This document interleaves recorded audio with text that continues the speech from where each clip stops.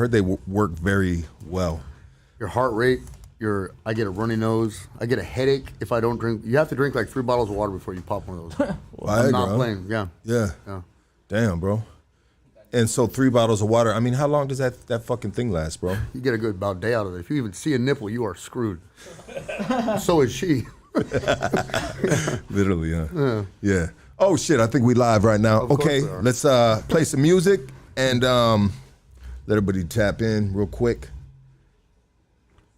Here we go.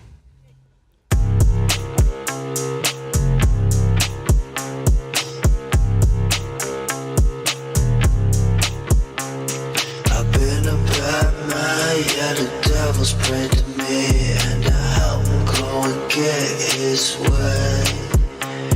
You kept your word, boy, yeah, the devil said to me, and I can't wait to meet you one day.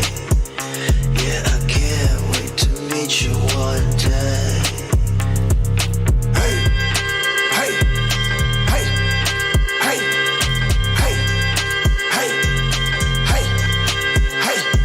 Emotions out of focus, I'm crawling at my lowest. Feet hit the streets like a high-speed pursuit. I'm wild when I move, burn it to your head, about to tighten up the noose. Bunch of clown faces blowing clouds of the booth. Woof, woof, hooters at the door, now they trying to run up in. I am not a guppy shark, stash everything. Dope in the pussy like a B of A deposit. Baby girl robotic, she gang bang ebonics. Hang with the rules or you gotta pull your weight.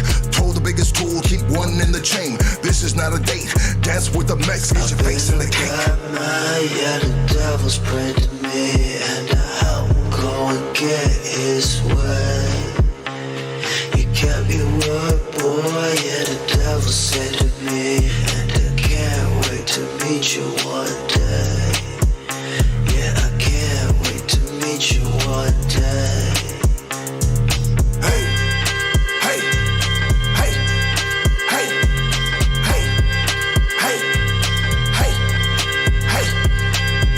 My thoughts, I still can't make $1. Anybody home, Mr. 38 revolver. Holla, Lord, I need change. Heard you heal the hurt, I heard you kill the pain. Homie down the street, you left them dead in the dirt. Now it's mama growing grays. Clouds in the skies leave tears on the grave. No smile on the face, just another t-shirt. Small funeral, see his girl when they... The slow fade, baby, you know what to do. On a Saturday motherfucking evening. Check 1, check 2, is everybody in? Is everybody motherfucking in? Welcome to Hoodstocks. Yes, sir. First off, I want to send my condolences, R.I.P. to the homie, the rapper GQ out of Ventura. I met homie briefly. He came with his homegirl to do a podcast. He was a part of the entourage. He said he rapped. We put him on. He spit his shit. I had a brief conversation with him. He seemed like a cool cat, like a young, good homie, you know? And he has, lost his life due to the street culture, the street violence, leaving behind 3 young babies. My condolences to his family, his friends, his homies, his loved ones. Okay. Today, we have another special guest repping that motherfucking woodpile out of the San Fernando Valley. I want everybody to give it up for motherfucking Mohawk Mac. Let's go, baby. Let's go, baby. Thank you. How you doing, brother? I'm good, brother. Thank you. Thank you. Round of applause. Yes. You can hear it. Yes. Hear it a mile away. People across the street are probably like, what's going on over there? They are, huh? Who's over there? Oh, it's Mohawk Mac. What's wrong with you? How you feeling today? I'm okay. A little nervous. I'm okay. Yeah, absolutely, though. It happens from time to time. Have you been giving any attention to the Johnny Depp? Not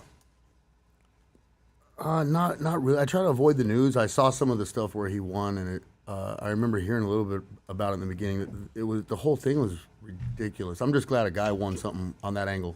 Let's go, baby. Yeah, we get screwed as men on a lot of those angles. So yeah. Well, you know what, bro? It was the Johnny Depp, Amber Heard trial of the fucking century, they call it, bro. I mean, I think it's the first. I mean, it was like fucking reality TV at its best, bro. Like honestly, dog. Like while I was working on out on the field and shit, I had it on my headphones, listening to it, dog, and just, you know, I told my girl, I said, "What, bitch? I'm next or what?" You know what I mean? Yeah. I mean, you never know, you know, because then you start reflecting on your own life and shit, you know, and you're like, damn, well, what if my girl or what if someone close to me took me and put me on one of these trials and for defamation or whatever the fuck it might be, you know what I mean?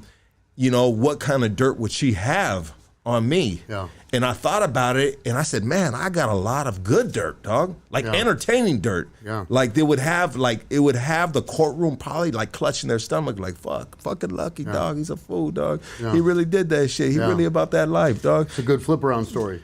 Yeah. From where you've been and what you've done. Well, no, I'm just saying like you know what I mean? Like the things that I do to my girl, you know what I mean? You know, I do it in a humorous way. Like if I'm mad at her, you know what I mean? But then Amber Heard did it in her humorous way, which was fucking absolutely disgusting. She shitted on the dude's bed, bro. I was wondering if you were going there. I mean, I would love to hear your humor on that. No, you know what, bro? I think that's acceptable for a man, but as a woman, dog, you know what I mean? You have violated fucking every oath that God ever fucking gave you, bitch. You know what I mean? Like you ain't allowed to do that shit. You know what I mean? Yeah. You know, I mean, guys fart, right? Like, you know what I mean? And it's cool, but can you imagine if your girl farted as much as you did? Look, you're about to open up one of those doors. I mean, I'm weird with this stuff. I'm still like, I don't fart in front of chicks. If I have to use the restroom, I'll usually go outside. I've been known to drive a Jack in the Box with one of the old ladies at the house. Go smooth, just hit a corner and hit the bathroom and then come back. Like, babe, what's up? Well, you're doing two things right now. You're making me look bad, and you're making yourself look like a little angel. You know what I mean? No, it also makes me look weird, too, because everybody... Jack in the Box? We got a toilet right here. Blow that bitch up. I've never had a girlfriend that farted either. I don't even know what I would do if I had a girlfriend just lift up and just push. And just fucking blow the room out? I mean, there's nothing you can do because it's natural, but what would you do if your chick just rolled over and just let it go? I was raised in a household of women, all fucking Mexican women, dog, and they had no shame in the game about fucking just busting a motherfucking firecracker, dog. Damn. You know what I mean? Like my grandma used to fart and it sounded like Donald Duck, bro. Didn't it sound like Donald Duck, Nick? I'm like, we're like, what the fuck? It would fuck us up.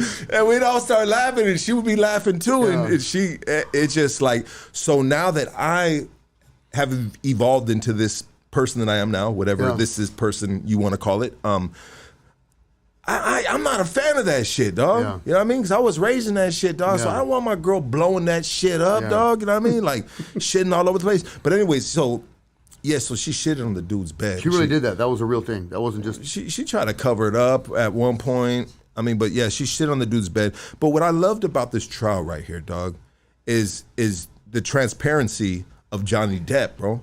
Yeah. You know, he's like, shit, I was fucking high. I was drunk. Like, that dude is an absolute rock star, dog. Yeah. And you know what? He got canceled, bro. And a lot of individuals have been canceled since this cancel culture has arose, right? And they have been canceled for very good reasons, right? Yeah. You know what I mean? Like, yeah, those dudes, some of them motherfuckers needed to go, dog. Yeah. But then this Me Too movement, dog, and all these butches, bro. Yeah. You know what I mean? With strap-ons and tool belts and motherfucking mullets, homie. I mean, they just were going too hard on this shit, dog. Yeah. They're going too hard on the dudes. Why? Because they said, we the new dudes. You know what I mean? And then behind them, they had avatars. And these are fucking men, born men with tits and boners, dog.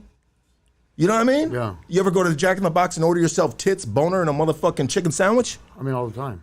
All the time. Oh, there it is there then, dog. You know what I mean? Is it Thursday already? That's a Thursday special. My favorite. Yeah.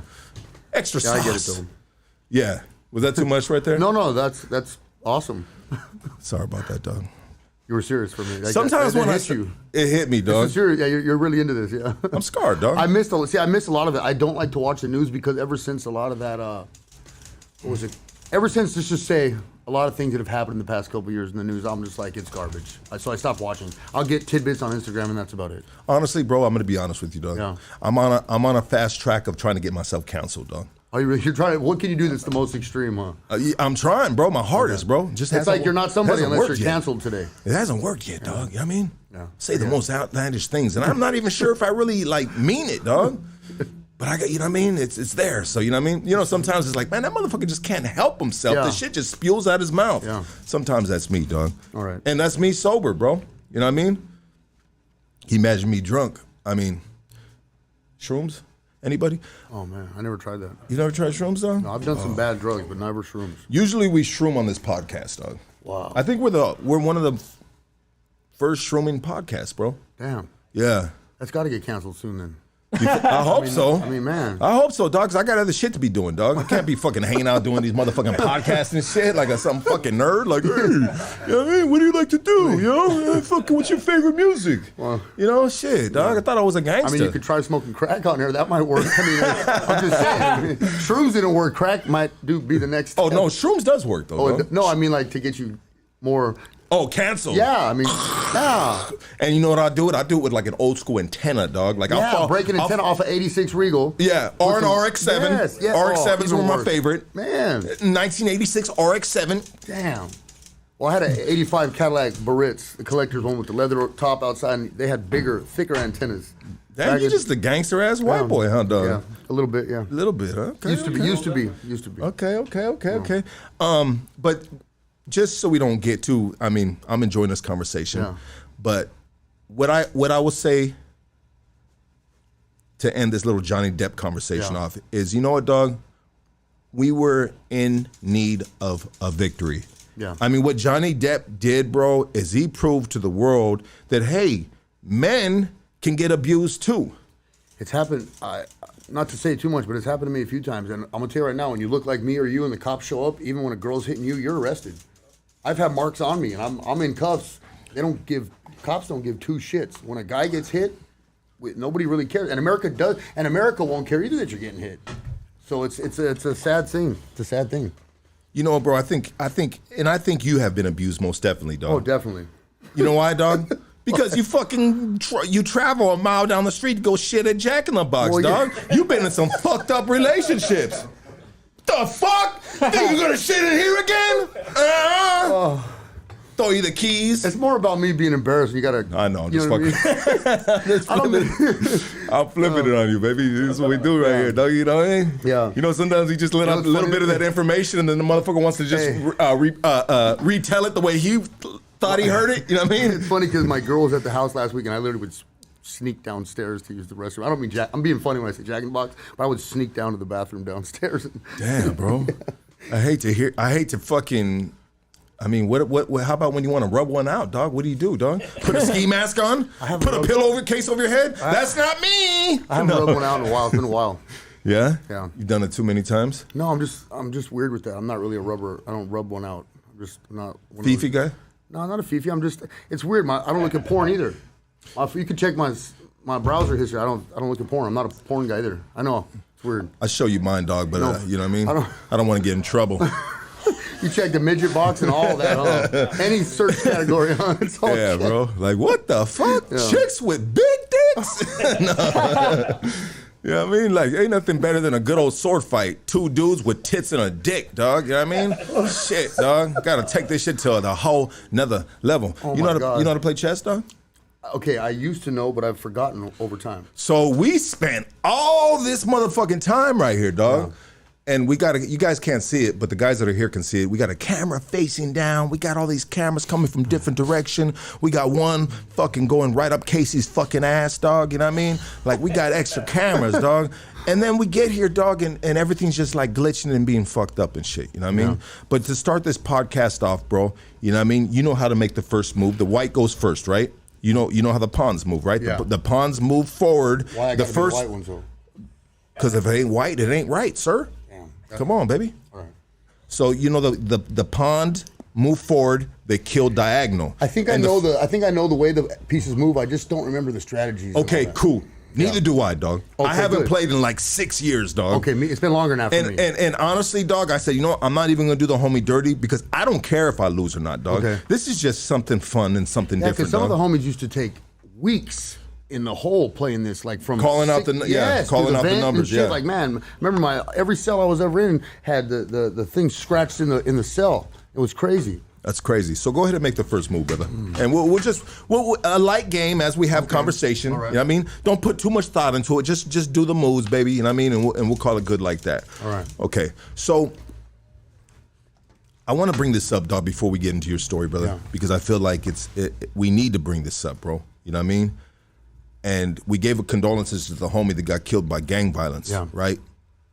That's kind of a self-inflicted thing that we do to ourselves. Yeah. You feel me? You know, it's like playing Russian roulette. It is. You know? And it's all we can, I mean, when you hear about a homie dying from street violence, street shit, dog, I mean, you just think about the kids, you think about the family, right?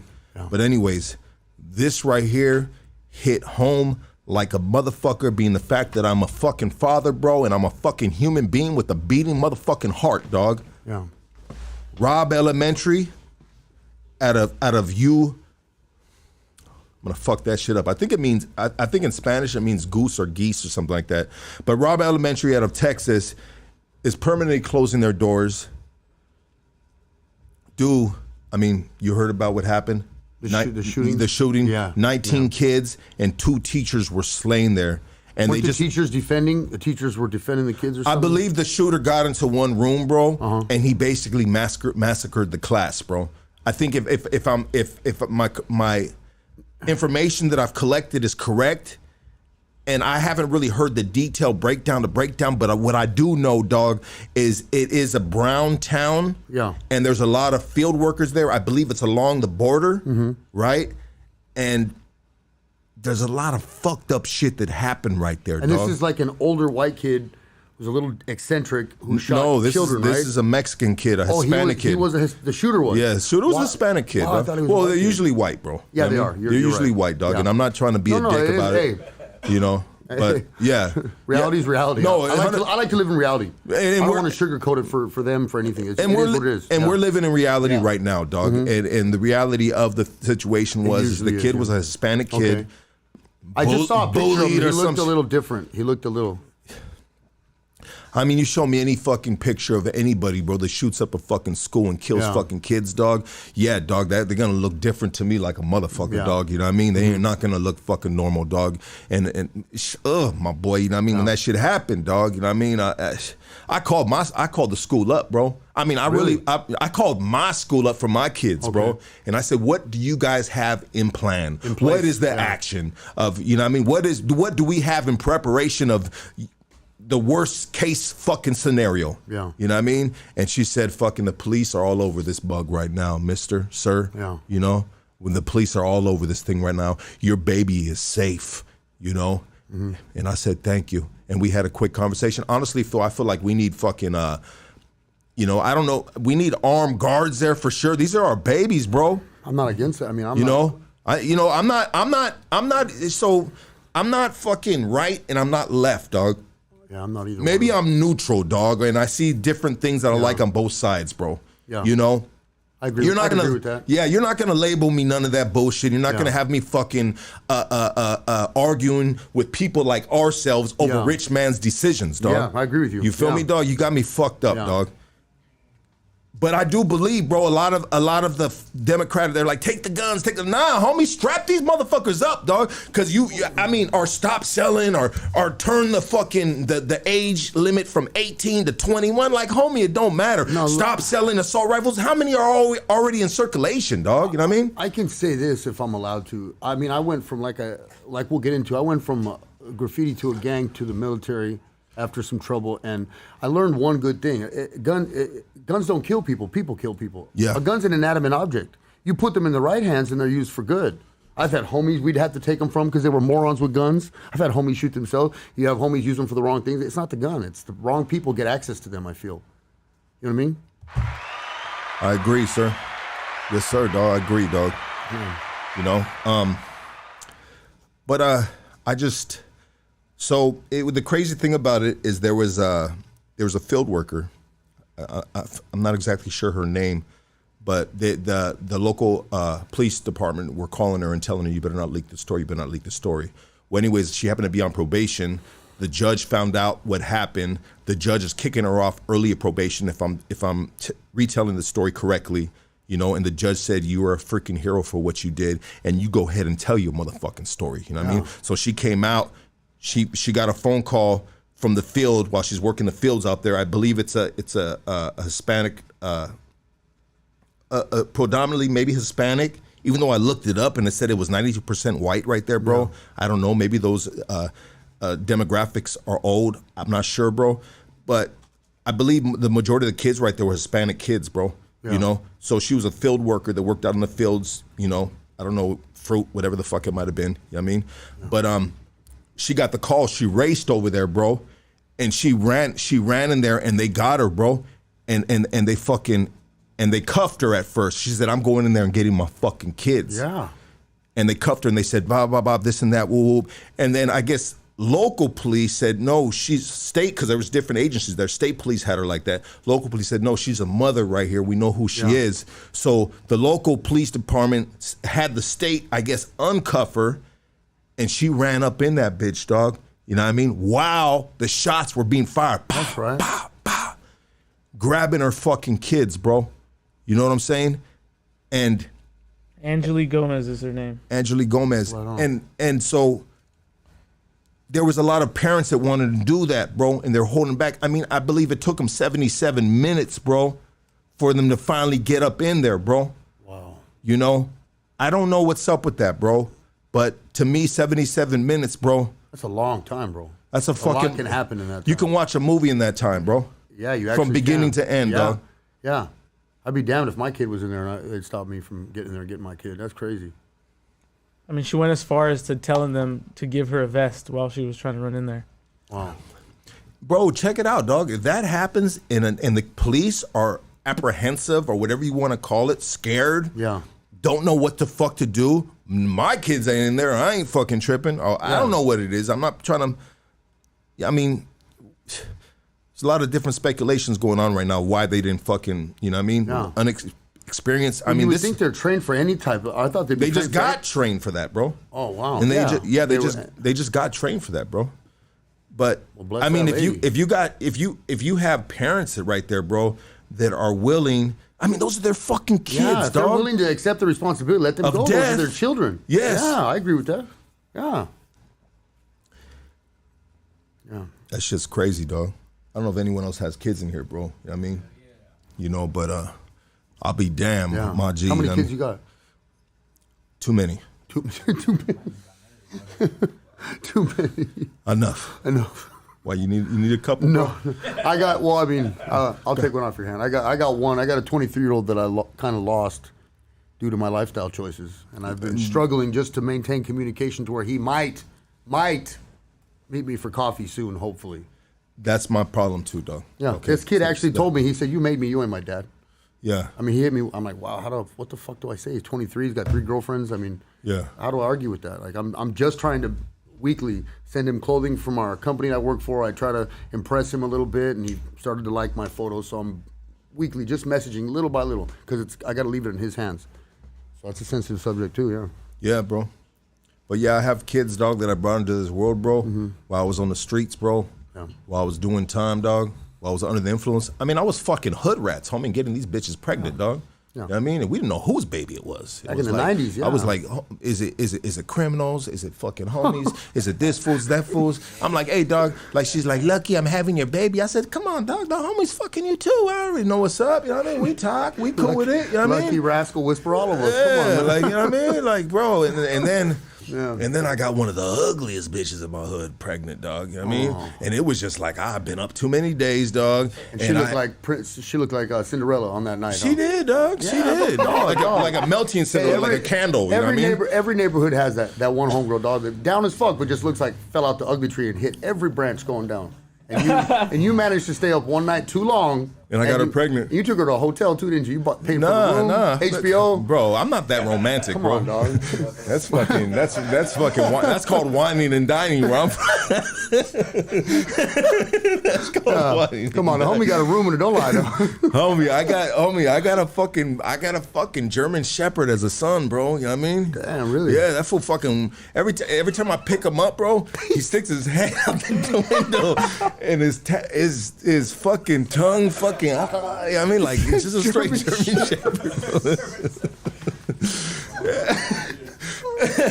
Yeah, and bro. Homegirl was probably big too, and they called her tiny, I'll bet. Yeah, you know how it goes, bro. Yeah. You know how it goes, dog.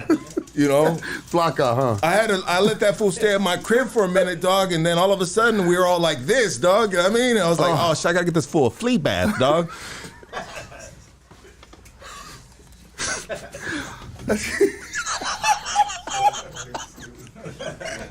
Flea bath. That's pretty good. Damn, that's so good. So this is a message to all you kids out there. Keep your dick in your pants, bitch. Don't stay up too many nights in the hood, dog. Make sure you get a nap. Get a nap. Get a nap because the homegirls start looking better than they are.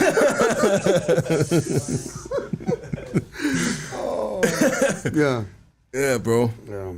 I mean, like they say, the streets are undefeated, dog. Undefeated, bro. Undefeated, that's for sure. You know, I'm the only motherfucker, dog, that can go to the fucking dog pound, bro, and see resemblances of myself. That's crazy.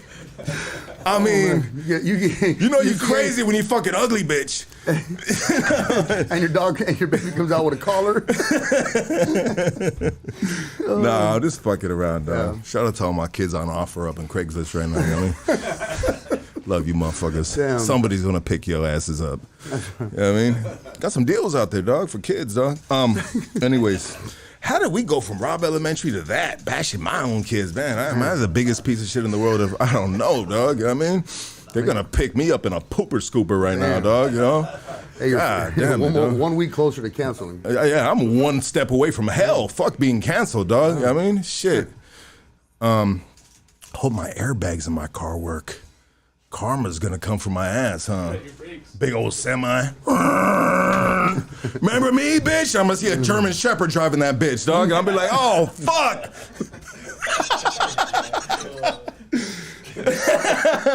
I said, damn, karma came and got me. A German Shepherd driving a big rig, homie. It's all bad, dog. Let me make my first move. Oh, I don't know why I did that. Why? See, that means you know strategy for you to say that. See, see. Why would you not do that? Well, because I'm giving up my piece potentially. Oh, that's right. Because the pawn can move left or right to take. That's right. But diagonal, sir. I'm gonna let you keep it though. Okay. Okay. So Matt. Yes. Let's get into your story now, though. All right. And the way I like to get into stories, bro, is you've served. We start off more or less of you served 19 years in the penitentiary, correct? That's a compilation of 3. Okay, for sure. Yeah. And I get it too. I mean, I always say how the total amount of years that I've served in, and I could be like, that's you know what I mean. But longest term was 12 and 6 months. That's a stretch, baby. That's a stretch. It's a nice little stretch, dog. It's enough to go in with a flip phone, come out with an iPhone 5. Damn. Wow. That's crazy. You ever meet the homie Beaver? He stuck a fucking iPhone 8 in his ass, dog. It was 8 plus, dog. Let me tell you about that kind of shit. That shit moves around, my boy. You do too many turns in there. That shit moves around. You ain't getting it out as easy as you think. Yeah. Yeah. Yeah. They fucking that's not a small phone. They don't call him Beaver no more. Hey. They call him German Shepherd? No, they call him U-Haul. U-Haul. Shout out to Young Beeves. Have you seen the comedian Young Beeves? No. He was on here, bro, and he fucking got so drunk, and he talked about how he stuck an iPhone Plus in his ass, and then the next day he begged me to take it down. I'm not gonna use the word beg, but he asked me respectfully if I could please take it down. You know what I mean? And I said, "Come on, Beeves, it's good, baby." I'm not gonna say much about that, but if you've been to the joint, that's a natural progression of shit we go through in there. Absolutely, bro. So. 19 years in the penitentiary, bro, is no fucking joke. I mean, 12-year stretch alone is no fucking joke. I mean, a month in jail is no joke, right? I mean, time is time, right? I feel like back in probably our day, Yeah. a month in jail was no joke. I feel like now it's just everything. Even the cops have done sensitivity training. The sheriff's department, they're not. We grew up probably with the same one. I'm going to say something you probably know about flashlight therapy and all that in the county jail, up and down them escalators. Yeah. A lot of people don't know that. They don't get that. Now that the sheriff's, yes sir, no sir, how you doing? Can I get you an extra lunch? Man, must be nice. Somebody got whacked out in my cell in the gang module. Yeah. And that was the easy thing. Now the hard thing is to cuff up and come out of our cell, dog. And the reason why you guys couldn't, you guys weren't allowed to cuff up. no, you had to cell extract. No, we had to. We in the gang module though, we cuff up after whatever was done in the cell. Okay. And so now the hard part, the easy part is done. The hard part is cuffing up. And the reason why it was the hard part, bro, is because LA County deputies would line all the way down the fucking theater phone, and they'd be right there with their fucking shit. And every time a homie whacked another homie on that fucking theater, dog, or on that gang module, bro, they would have to get their heads cracked open right afterwards, bro. You know what I mean? And the Hoodas did it every single time. They cracked the homies' heads open, dog. You know what I mean? All the way, you walk all the way down cuffed up, and you fucking just you take all the flashlight therapy, baby. You know what I mean? No joke, yeah. And I've had it a gang of times. Yeah. I've had it in fucking lineups, bro. Yeah, and they tape their batteries so the big ass flashlights that they don't carry anymore. They don't make no noise. Yeah. Now they carry them little ones. They've had sensitivity training. It's all different to these new dudes going now. Yeah. Bro, one time I was in a lineup, dog, for fucking 15, 20 armed robbery, some shit like that, dog. And I was constantly in lineups, bro. Yeah. You know what I mean? And so if anyone has never been in a fucking lineup, thank you, brother. If anyone has never been in a lineup, dog, you basically are on a row and it's a bright light on you. Mm-hmm. You can't see through there's people on the other side of the glass, and then there's a deputy right there just on you like this, like, motherfucker, don't, you know what I mean? Don't crack a grin. Don't fucking do nothing. If you fuck up, it's gonna be your motherfucking ass, dog. Yeah. And so my goofy ass, dog, just thought it was funny because I'm on my 20th fucking lineup, and they would sit me on the floor right there, and live movement would come, and they'd pick dudes that look like me. You know what I mean? Bald head fools, youngsters. You know what I mean? And so I just had a hard time keeping a straight face, and so all it would take would be. And then everybody would fall out laughing, bro. And nothing's worse when you have DA, when you have lawyers on the other side of the glass, and you got these fucking clowns, these fucking criminals, these hardcore motherfuckers, dog, quote, supposedly, right? Fucking clutching their stomach laughing. It makes the establishment look bad, dog. Yeah. And so when you would do that, you got something coming afterwards. Flashlight therapy, baby. Real and I got it 3 times, 2 times, matter of fact. 3rd time might have been for something else, dog. You know what I mean? 2 times in that shit, and they beat the fuck out of me, dog. I got dog. enough that I got this on my head for them. That tattoo, fuck the sheriff's department. And every time I went up them escalators going past, I don't know if you remember John Wayne on the top, 9500. Yeah, baby. Man, boy, come on now, dog. Fuck, I would go up and down them escalators, sometimes by my feet, sometimes by my head. Them cops didn't play back then. I mean, to be a white boy in LA County, dog, so white boys in LA are different than white boys in San Bernardino and all over the other place, bro. Yeah. It's different white boys, dog. Like the white boys in my neighborhood, bro, they gangsters, dog. Yeah. Like and they roll with the homies on the streets, dog. Mine as well. And if they ain't and if they're doing their own thing, it's all business amongst us. You know what I mean? And it's all like they're like, I'm not gonna even say protected because they're just good dudes and they get love, you know what I mean? And they're gonna do what they do, and they rub shoulders with the right people so they can do what they do, you know what I mean? And it's not no tax thing or nothing. It's just like they're part of the family, bro. You know what I mean? I'm always telling people that's where I grew up. It's how I grew up, it's where I grew up. Same way. Yeah. Absolutely, dog. But that's one thing that and when I do time and then I see the IE white boys and they're all just like fucking, just like, they're just, don't get it twisted, dog. I love them dudes too, dog. And I've had a lot of good brothers that I've done time with from them. You know what I mean? And all over, bro. All over the place. Every car, bro. You know what I mean? But it's a different white boy. You know what I mean? And some people and it's not even really being disrespectful. No, it's because not. Like I was telling someone this other day, I got homeboys from here to Fresno, to Stockton, Sacramaniacs. It doesn't matter where. They're all good, but you're right. It's just a different stilo from the areas. From the upbringing. LA is different than necessarily the IE or Dago even, Yeah. or San Gabriel. It's just we're different. Well, and you know Maybe what? not San Gabriel, but the rest of above, Yeah. like above Bakersfield and shit. And a good white boy is a good white boy, no matter what. He's gangster. You know what I mean, he's gonna handle his business. You know what I mean, he's not no punk dog. He's a fucking man, right? Yeah. You know, because a lot of the white boys, I'll say this, bro, and you correct me, dog. But I say when it comes to the white boys, they're standing as a man before, and then sometimes with the homies, they're standing with a gang front almost. Like, homie, you deal with me, you're gonna deal with everybody else. You know what I mean? You know, and I'll say that. I'll say that, like, to say that, bro, that some dudes hide behind the Ronfla, dog, but some dudes are just fucking men, bro. Yeah. Homies, and then some white boys, like, it's not, yeah, they have their Ronfla, they have their people, but when you're in LA County, is all you can stand as a fucking man and say, nah, G, I'm a fucking man, dog. Bop, bop, bop. Does that make sense, brother? Yeah, it does. Makes perfect sense. Yeah. You know, so salute to you, dog, and salute to all the white boys that have been Thank through you. fucking LA County jail, dog, because I met a lot of solid ones, dog, that weren't fucking having it, dog, you know what I mean? And you know what I mean? And it's all love, baby, you know what I mean? But anyways, bro, so 19 years in the penitentiary, bro, how the fuck did we get to that, dog? You know what I mean? You mind starting from the beginning, brother? I grew up in the San Fernando Valley. Okay. And I was born in '77. Grew up in like the '80s. I was 77 babies. yeah, '77. Yeah. So I like to 25th. say I grew up in the '80s, but raised in the '90s. Yeah. I guess you'd say. Yeah, absolutely.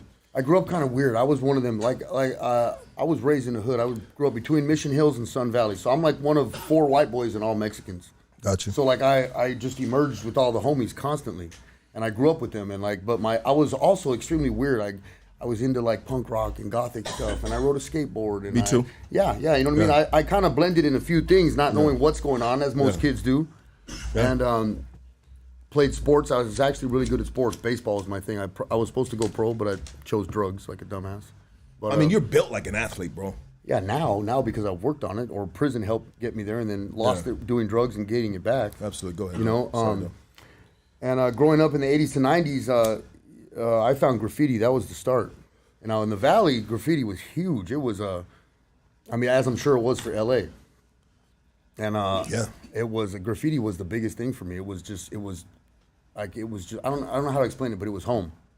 Graffiti, my name, my crew, and then back then you could be from multiple crews, and it was still cool. And you know, so many nights. I spent so many nights on the streets taking buses and graffitiing, and I was really more into I wasn't one of those graffiti artists where I did artwork and shit. I was just street bomber. I killed buses.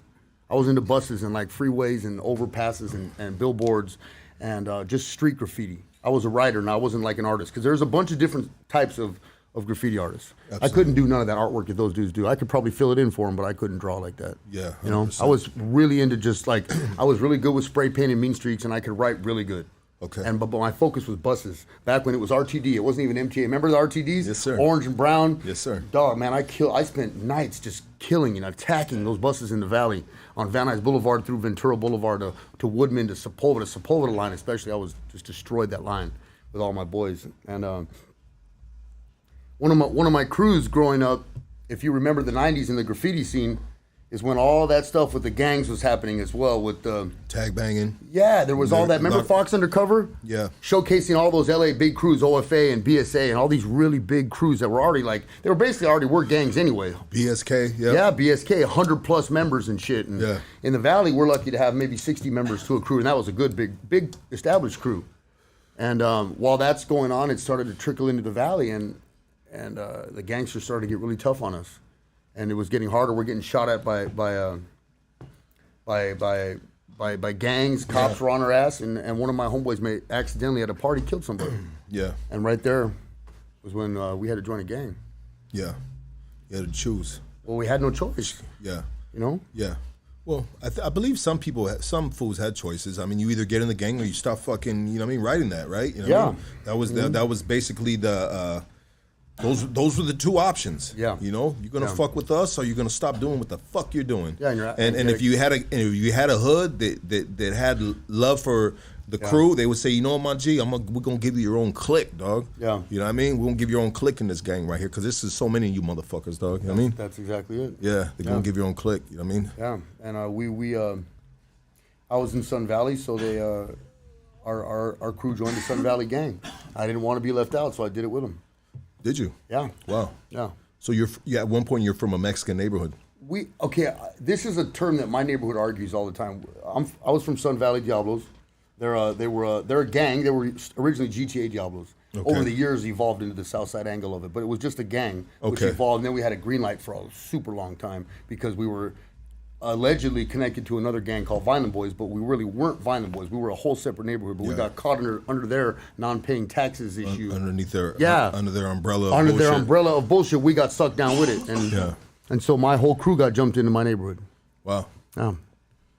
Back then in the 90s, I mean, we had probably 20 white boys from the hood anyway. Yeah. To us, it was nothing back then. Well, in my neighborhood, bro, there's a gang of homies that are, you know what I mean, of Anglo descent. Yeah. Is that the way you say that? You know? And half breeds like myself, dog. I'm a fucking half breed, dog. Yeah. You know, my pops is a Russian Jew, my mom's Mexican, dog. Right on. Yeah, dog. You know what I mean? So I've gotten the heat all my life, dog. Yeah. You know what I mean? From my family, my cousins, fucking everybody is always the Jew side, dog. Yeah. You know what I mean? Yeah. You fucking Jew, you know what I mean? Huh? No, I'm good, dog. But you know, as I grew, dog, I embraced, I realized that wasn't something to be ashamed of. It was actually something to empower, dog. Yeah. And it was a very, it's a piece of me, dog. So it should be represented. Acknowledged and represented and being prideful just as the other side is, you know what I mean? Yeah. So today, dog, I wouldn't have it any other way, dog, to be who I am because it's built me to be who I am. Yeah. You know what I mean? A mutt, whatever you want to call it, you know what I mean?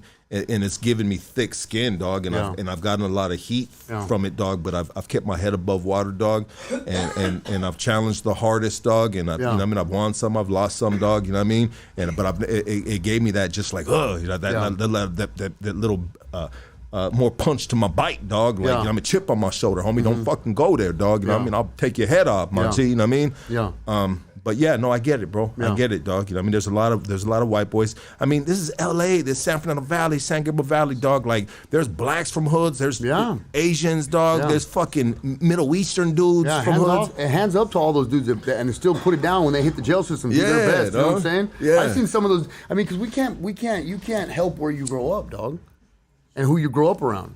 I didn't grow up in the West.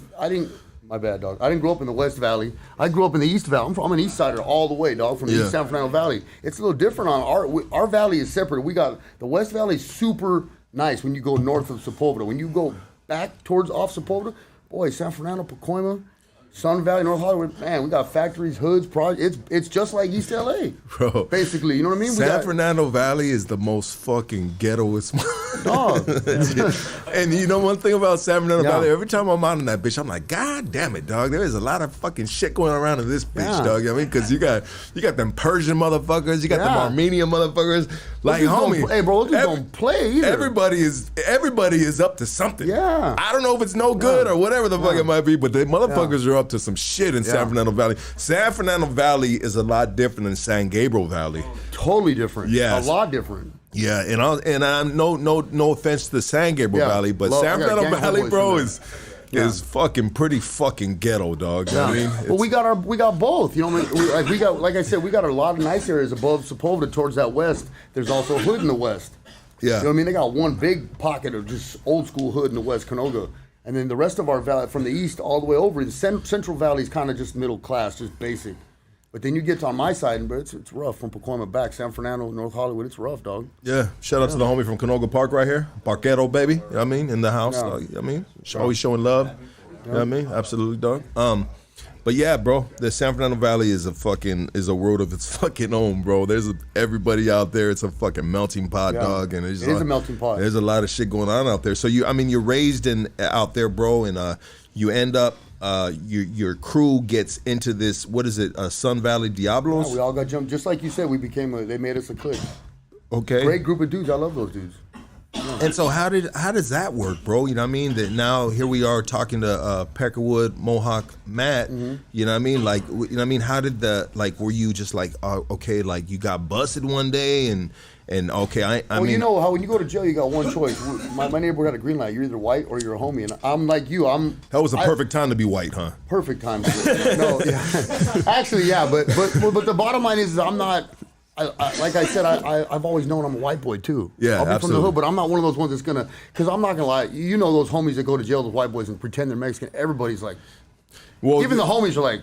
No, because them dudes be acting like. And that's cool. No disrespect. 'Cause I got a gang of homeboys that will run homie and put it down. Yeah. But at the end of the day, you're still not Mexican. You're white. Yeah. I didn't want to be under that stereotype. I'm white, and I grew up listening to Depeche Mode and fucking punk rock music, and like I wasn't, you know what I mean? Like all that. I just know that I always knew what I was. I might be from the hood, but I'm still a white boy. Yeah. So I'm not going to be one of those dudes that says I'm something I'm not. No disrespect. And salute to you on that, brother. I mean, salute to you on that, dog. Yeah. And what's funny sometimes about some of the and some of the hardest homies, dog. Yeah. Some of the hardest homies and some of the founding members. I'm not going to mention no names because I don't want to get myself in trouble or any crossed up in anything little thing, dog. I know what you're going to say. But some of the founding members of that side, bro, were fucking white, bro. You know what I mean? Yeah. Bad motherfuckers, dog. Bad motherfuckers. You did not want to fuck with, dog. Yeah. You know what I mean? So salute to them gentlemen as well, Yeah. dog. You know what I mean? And salute to all, salute to all the solid individuals that hold their shit down, dog, as a man. And sometimes, you know what I mean, it's tough, bro, being on this side of the game, this side of the business, bro, and having to make those decisions. Like, so it does suck because at the end of the day, like I always tell people, I feel like I got the best culture ever because I'm raised on the streets with this group, but I also know what I am too, so I get the best of both worlds as far as I'm concerned. And I get to go, man, music, lowriders, fashion, girls, you know what I mean? Come on, stop. Absolutely, bro. Stop. I mean, for you guys that don't know, let me tell you guys right now. For you guys that don't know, this dude fucking rode in with about 10 fucking Mexicans and shit, dog. This white boy right here rode in with 10 Mexicans from different neighborhoods and shit. I said, God damn it, homie. What we doing here, dog? You know what I mean? Nah, but shout out to my boys from Hood Raised right here. They right here with the homie, dog. I got nothing but love for the boys from Hood Raised. They've been fucking with the podcast since I believe since I was in the 10 by 10 room. Yeah, they've been fucking since year one, dog. Hood Raised has been fucking with us, dog. So I as soon as I seen them walk in, I was like, all right, these are the boys right here, dog. But so I mean, so obviously, I mean, what's your family like moms and pops, bro? Okay, so this is hard. I was adopted. My real mom was like 13 or something, and didn't know. I think she didn't know who the dad was, and my mom and dad couldn't have a kid, and my mom grabbed me from like infant. So like for me, my it's my mom. I don't ever question. I would never disrespect her and try and go look for my parents because I put that poor lady through hell and back. And she stood by your side? Bro, 19 years, every other week, no matter how far north or how far south I was in the system, even in juvenile, every other week. I never missed a package, and my mom was there. Shout out to you, Mom. Yeah. We love you. Yeah, she's a little German, half Polish, half German. My dad is Italian and British. Okay. So you know what that makes you, right? Mexican. Does it really? No, I'm just fucking around. I'm just shout out to some of the homies that be like half Polish. No, I'm Italian. You know what I mean? Like homies. Anyways, go ahead, dog. I got that. Yeah. So they've held you down, bro. Adopted parents. They adopted me. I had a decent upbringing between Mission Hills and Sun Valley in the valley. Yeah, played soccer, played baseball, decent schools. I got myself in trouble because I was an idiot. I mean, did it stem from maybe past genetics that were handed down to you? Maybe like that you were kind of like you found a way. I mean, what kind of like was it just? Matt was in the wrong crowd with the wrong dudes. I mean, because we have decisions that we make in life, and obviously you haven't made the best decisions. Yeah, well, I never looked into any of the details of my birth mom because I never wanted to hurt my mom. My mom, like I said, I love my mom to death. She's like my best friend too, so I never wanted to hurt her and go investigate to get like all the statistics of what might have helped me learn about myself. Yeah. You know what I mean? Yeah. But I just know that I was always drawn to music and like clothing and graffiti, and like that's how I ended up going that route. I didn't grow up in the projects. I grew up middle class in the beginning in Mission Hills. Yeah. So that's like basic middle class, and I just was drawn to that other stuff. But then again, I did go. My first school in elementary was basically all Mexican private school called St. Ferdinand's. I was one of like 3 white boys in the whole school, so I was already being pushed into that style of culture anyway. Gotcha. Yeah. Yeah. You mind too when you talk, my boy? If you get a little closer to the mic. Yeah, sure. Yeah, it's just so everybody can hear you good, dog. And so when did you like start like going down that wrong road, so to speak. You know what I mean? Probably like 8th grade. I was kicked out of elementary school. Fuck you doing in 8th grade, doggy? Well, the whole thing, to touch on that angle again, is I was like I said, I hated being white. I hated having blonde hair and blue eyes. I remember like coming home, pulling my hair out. Why isn't my hair brown like everybody else in school, Mom? Why am I different? And then, that opened up all these other questions, and I ended up acting out because I was different, not knowing why, that it is just normal. And I ended up getting in trouble. I think I threw an apple to the teacher or something I did to get kicked out of elementary, went and ended up in the public school system. Yeah. That's interesting, bro. Yeah. That you can and I identify with you, bro. You know what I mean? Like, just kind of like when you're raised in a certain environment of individuals, and kids are so judgmental, man, and they don't even know no better, bro. They don't know no better, and they can potentially give you a hard time by just the complexion of your skin, or maybe the color of your hair. Like, oh, we got blondie right here, or you're the blue-eyed devil, or you know what I mean? And they don't even know, you know what I mean? They don't. They're still kids, you know what I mean? And kids say the most awful things. Just being kids, yeah. Because here we are as grown men now, and shit, dog, you know what I mean? Like, everybody loves you for you, your blue eyes, you know what I mean? You feel what I'm saying, bro? They love you for you, dog. I'm not just saying the homie right here just loves to look into your blue eyes and get lost, Chris you know what I mean? definitely does. Does he? Oh, yeah. Okay, well, maybe Chris does, you know what I mean? Shout out to Chris, dog, I mean. That's my Dominican partner right there. There you go, baby. What up, Chris? See you, baby. See you chilling. But kids don't know no better, dog, and sometimes things are passed down to them, dog, and especially in that era, bro, of the 90s and shit, bro. There was just 90s were rough, dog. Yeah, there was so much shit going on, bro. You know what I mean? Like, so much racial tension, so many fucking politics. Yep. I mean, the government, you know what I mean, was Cops, bro. Bro, cops alone, that's about an hour. I could tell people how alone that what they complain about. Cops will whoop your ass back then. Yeah. In my neighborhood especially, a lot of that shit, now not to go against what just happened in the media with that thing in the place, with that guy with the move. You know what I'm saying? Like, I don't want to say too much. I don't want to get myself canceled, but like some of these things that have recently gone on, man, things have happened to me hundreds of times. Yeah. You know what I mean? And it's bad. It's just cops were not a joke back in our day. They would fuck you up and dare you to go on media with it. Yeah, bro. Yeah, go on media. And Foothill, Crash Division's up in your hood, taking all the homies out, gang injunction, arresting you for fucking anything. Cops didn't play back then at all. Nowadays, they're all censored and shit. And yeah, they're censors and they watch their step, and they have they're supposed to have body cams on them. Yeah. And everybody and their mama's got something a lot more powerful than a gun these days, and that's a fucking camera, right here, dog. bam. Yeah, the camera will fucking, you know what I mean, will get you fucking. Cops, they didn't have that shit in our day. You know, man, bro. Crash unit was no joke. If you grew up in the era of the crash unit, they will whoop your ass and drop you in your worst enemy, drop me off in the projects in Pacoima, and I have to get out of them to walk back home to Sun Valley down Laurel Canyon. Try that out.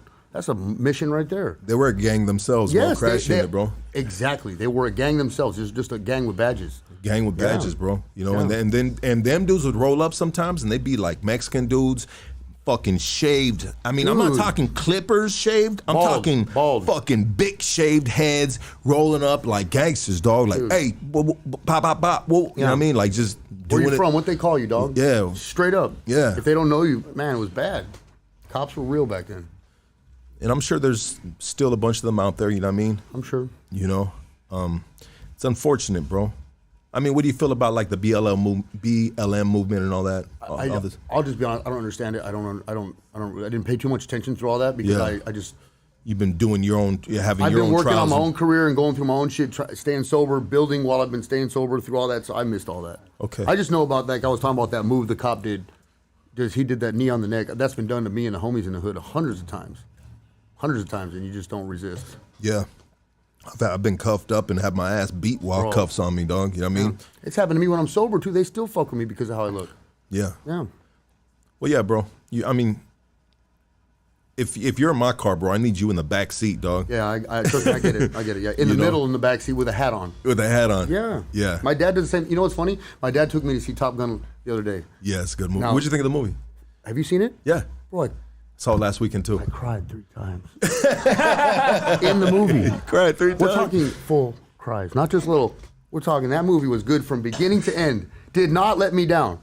I was low-key expecting, like, how do you top that 1980s movie? They sure did, boy. That movie was great. That was good, man, dog. yeah. But my dad's like, hey, just so you know, you're putting on a hoodie and you're wearing a hat to sit next to me in the theater. Did he do you like that? Oh, my dad does me like that. If we go for chicken wings, my dad's like, put a fucking hat on and a hoodie.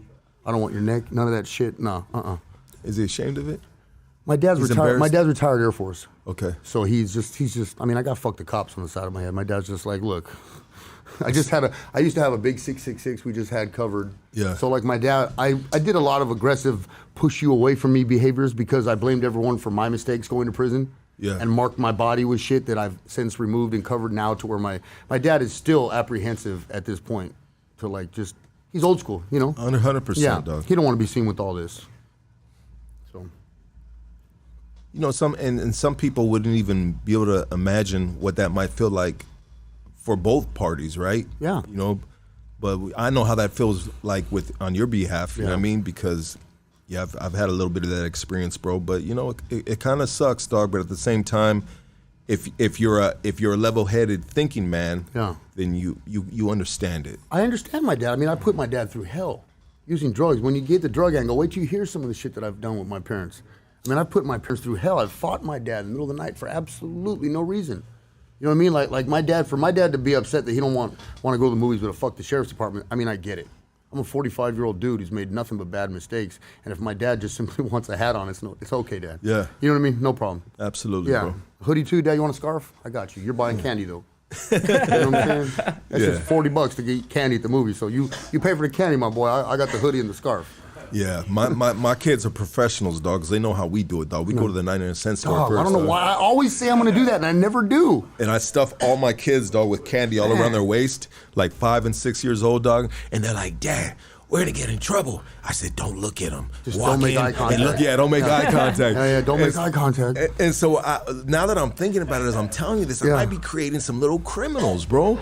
Bro, my plan the other day was to hit the Dollar Tree before the movies, and I always do that, and I forget. And before you know it, you're in line, and it's like popcorn, soda, some candy. It's like $60. Yeah, I said, what the hell is going on here? yeah. It's the same candy they're going to sell at the liquor store for $2.99 too, but whatever. They need to change the Dollar Tree store to the $3 Tree store. Yeah, dog. why they got things in the back for $4.99 if it's a 99-cent store? It's hard to find something for $1 up in that bitch, Yeah. dog. I mean, Man, bullshit. got a whole aisle, $5.99. Talking about 99 cents big in the front, huh? So it's 99 cent. I mean, but they could put anything before that 99 cent. I guess. As long as it's $5.99. It's a question mark before the 99 Exactly. cent. Exactly. Shout out to the dude that's just not from around here, and he shows up to that place with $1. Yeah. Shout out to the homie who really thinks he's going to get something for $1. Yeah. Bitch, you tripping, dog. Mhm. Tag me when you get to the store, please. Yeah, absolutely. Show me what you bought for Yeah. $1. Mm-hmm. So you start getting yourself in trouble. You're rebelling against your parents. What was the first case that you caught, bro? My first case, it was like graffiti and like there was like shoplifting. No. My first ever arrest was for a butterfly knife in junior high. My dumb ass brought a butterfly knife to junior high. Was it the one with the knife or a comb? No, it was an actual like one from TJ. You know, like one of the homies brought me from TJ, silver and all cool. When I was playing with it. One of the butter. I'm thinking An of the actual switchblade. Yeah, a butterfly knife, the one that flips around. And, yeah. I remember I used to always try to have John and Claude Van Damme had me fucking with that bitch. I don't know who it was, but I was always trying to fucking get that shit right, dog. Yeah. You know what I mean, but yeah, dog. So you caught a little. Have you ever hit the juvenile system? Yeah, juvenile. I used to love juvenile. I mean, I didn't like going, but when you get there, you have fun. Yeah. Juvenile. So I used to go to Silmar. Silmar, yeah. Yeah.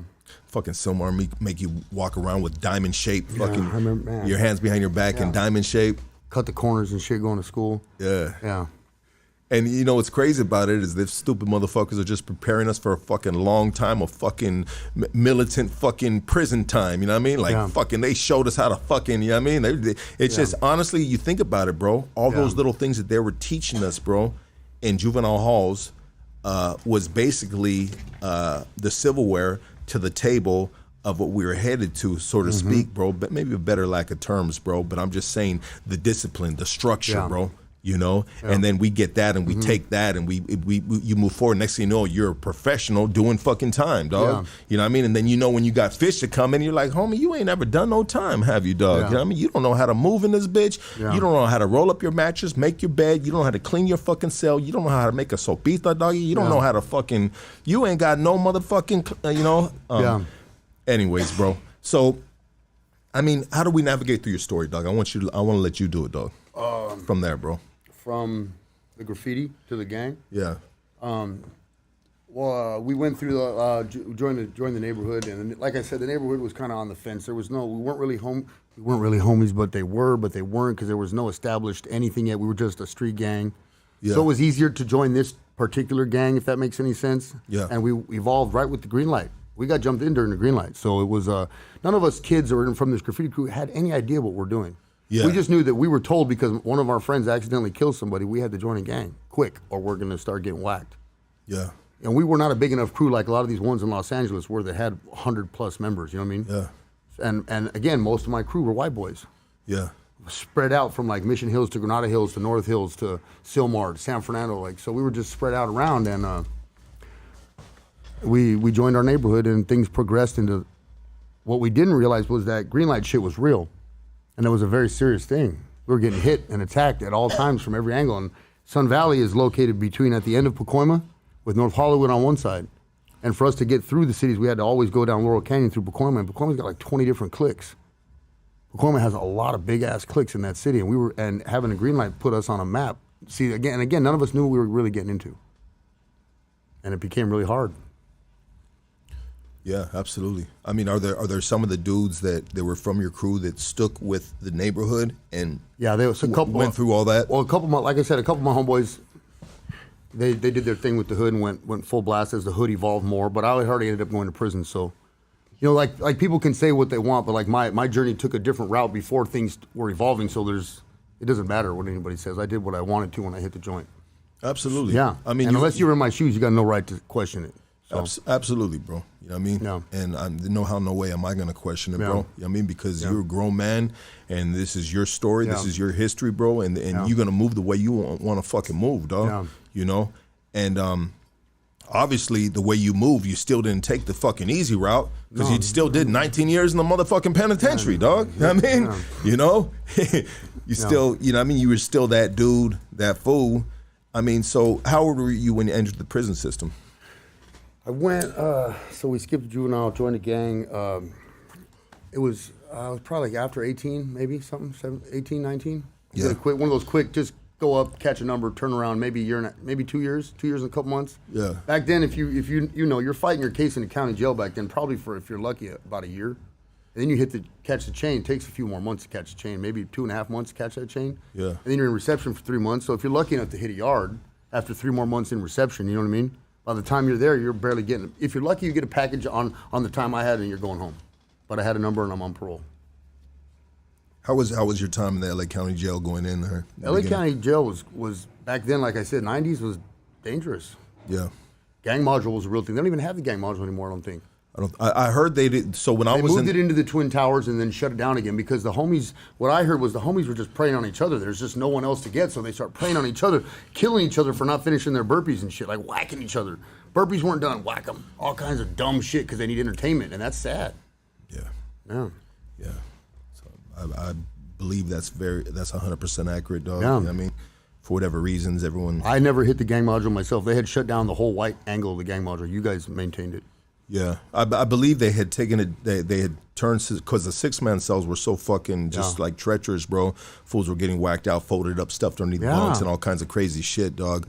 That they had turned it to 2-man cells or single-man cells, something like that, and whatever, bro. You know what I mean? I'm out the loop from there, but yeah. So you going through the LA County Jail, dog, was pretty fucking.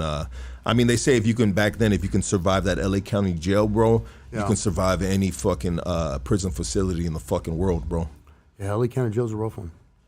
Yeah, and so you did some time. Do you want to speak on any of the time that you've done, or would you like to move from that? Yeah, I don't like to talk about prison. A lot of the stuff that went on in prison, I feel should stay in prison. It's not something to I don't want to glorify it. I don't want to disrespect things that are there. You know what I mean? Absolutely. I feel that they need to stay there. Absolutely. Yeah. Okay. And so your 19 years was broken up from Three different terms. 3 different terms. And so the first time you get out, what are you doing with yourself? I went to work at Walmart.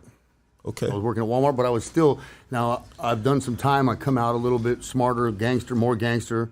You know what I mean? And my neighborhood was cracking a little bit more, was more evolved. But again, I'm already white, so I'm already pissed off a few of my homies who are now more evolving onto the gangster aspect. But I have a decent enough name through a lot of the shit that we went through the green light to where I basically do what I want. You know, I started selling drugs and doing all that shit you do. I'm working at Walmart selling drugs. I think I'm a pimp. All that shit when you're in your early 20s, you know what I mean? You fucking all them Walmart hoes? I got a blue light special, but I might have had a couple. There might be a couple German Shepherds out there with me too. You know? I think working at Walmart is just like a big fucking drug fest, dog. I worked at the one in Stevenson Ranch. I helped build that one from the ground up. I got recruited from Target in Valencia and got moved to the one in Walmart Stevenson Ranch. Bro, it was crap. But it was actually a cool job too. I mean, if you go from Target to Walmart, dog, is that kind of like fucking taking two steps back? Well, I didn't really. I got fired. I got fired from Target. You got fired. You didn't meet it. You didn't meet it. Yeah. Well, no, I got in a fight. I let some dude who was mad dogging me back then. You remember how big was someone mad? Remember if someone mad dogged you? It's a problem, bro. It's a problem, dog. Yeah, it's a problem. We need to do something some dude about was that. mad dogging me. I'm on my lunch break and I rushed him right in the sliding glass doors. And we ended up arguing. I forget it was just over mad dog. And I'm thinking, man, I lost a good ass job over somebody mad dogging me. And we put it down. I mean, we put the yard down right there in Target in Valencia. They had to pepper spray us. They had, man, we weren't stopping. So homie obviously had some. He was somebody too. Yeah. I never got to find out though. Sounds like you had a target on your back. I guess. Stupid. Yeah. My bad. Yeah, but I lost that job and Walmart picked me up. And I went over to Walmart. Yeah. And it was cool. Walmart's picking up all the gangsters. Anybody can get employed at Walmart, dog. Face tattoos and all. Yeah. Yeah. Well, salute to Walmart for that, bro. Yeah. You know what I mean? Yeah. You know, and I believe if you can wiggle your way up the ranks in Walmart, you can potentially make some good money as like a manager or something like that. Uh-huh. You know, I have a little funny story about Walmart. I was asking this one manager dude one time, bro, about something I was looking for, dog. And the whole time he was talking to me, he was a little taller than me. And when he would fucking exhale, a fucking mocha would fly out his nose and fucking... And then when he would stop talking, it would shoot back in there. And I was so focused on the dude's nose of that fucking booger just popping out and then shooting it back in his nose. And then he would say something. And I was just busting up laughing. And he's looking at me and he's trying to be professional. And I said, bro, my bad, dog. You got a fucking booger that keeps on flying out your fucking nose. Did you really say my bad, dog? Yeah. That's right. Yeah. I said, my bad, bro. Because I was laughing in his face and I was asking him a serious question and then it just turned into this. I would have been worried that it might have flown out and hit me in the face or something. No, that motherfucker had a good grip on that fucking nose hair or something, dog. You know what I mean? Because that motherfucker was just... While he was talking, then... shoot back in, bro. I mean, I don't know what you call those, but I know when you shit and in the toilet and it sticks to the toilet, it's called a cliffhanger. You know what I mean? So There's I don't know. I don't know what the horrible picture I just got in my head. You ever shit in the toilet and it doesn't go down the bowl, it doesn't go in, it just sticks in. They call it a cliffhanger, dog. They really do call it like it's like, got a term? oh shit, I got a cliffhanger. Huh? Damn, all right. Yeah, no. So you look at your shit after you take it? I look at it as while it's coming out, sir. Whoa. You know what I mean? I'm like, God damn it, that's a motherfucking. That's a fucking Toilet cam? toilet cam. Can you imagine, bro? That'd be crazy. I though. wouldn't. Cliffhangers and German Shepherds. Yeah, bro. Fuck, dog. Man. Who would have thought you come to Hoodstocks and get the fucking shittiest fucking I'm never going to look at a interview German ever, Shepherd. bro. Every time I see a German Shepherd forever, it's ruined. We're known You've for giving good ruined- interviews right here. You know that, right? Like, Lucky is so professional. When you find this guy. Yeah. So you get the Walmart. You get fired from Target. You go to Walmart. Good job. Cool Yeah. job. Department store manager. I went through the ranks. Stock Oh, did boy. you? Yeah, man. Oh, I shit. ran seasonal department. I ran toys. Went from like just a stock boy to running toys, and then they transferred me to seasonal seasonal department. That's a rough department because it changes every other month with what's going on. And then I was just continuing to sell drugs and on the side, you know, I was just making money, doing my thing. Got in trouble again. You went back in. Yeah. I was actually, no. I was fighting a case, and that's why I joined the Navy. Oh, you joined the Navy. Yeah, I joined the Navy to hide out from some shit. Because a lot of people think gangsters join the Marines. Nah, Marines don't take none of us. You got any type of arrest, the Marines are real serious on that shit. Yeah. Yeah, you can't join the Marines, Air Force, none of that. Navy take anybody, put you out in a boat. Yeah. So how was it joining the Navy, brother? It was cool. I loved it. Excuse me. What exactly did you do? I was a fireman, which is DC, on a SS Constellation. And for us that don't know those SS Damage- Constellation, It's a aircraft carrier. aircraft It's carrier. now decommissioned. Okay, decommissioned as in It's not being used anymore. okay. Aircraft carriers are not being used. Some of anymore? them are, yeah, they're not being used anymore. Some of the big warships. like the one on Top Gun. Is that an aircraft carrier? Yeah. Where they land the jets. Yep. They're not being used anymore. I don't know about that specific. I don't even know what that one was He called. said the one that he was on. The one is I was on is decommissioned. It's Yeah. decommissioned. Yeah. Wow. And so, what was your experience? How long did you do that? About a year. I got migraine headaches, so I was given a medical honorable discharge. They said they should have never even deployed me. They should have never recruited me. It's something they should have caught when I did my entrance medical stuff. Yeah. Well, you kind of slipped through the crack and got lucky and be able to hang that on the wall, so to speak, right? Yeah, I wanted it so bad though. It let my dad down when that happened, even though it wasn't really my fault. It's just something I wanted so bad, you know. You know what I wish, bro? That, I mean, they would implement this in the system to now. Like for young homies, say 18 years old, finding their first case, bro.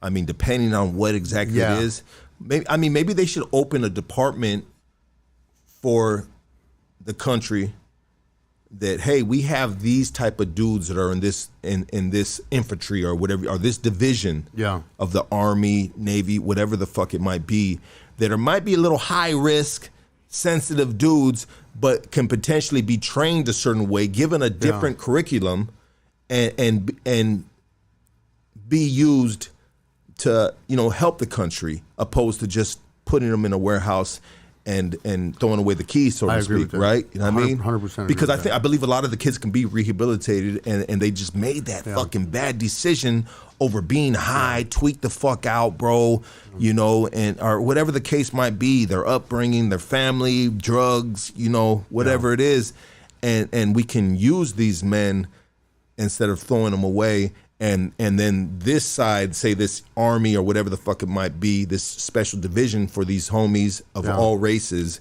you know, can get their special curriculum of what they need, you know, and which I think it could potentially change their lives, bro. Yeah, be good for And give 'em a both life. sides. It'd Both be good sides. for both sides. Yeah, Yeah.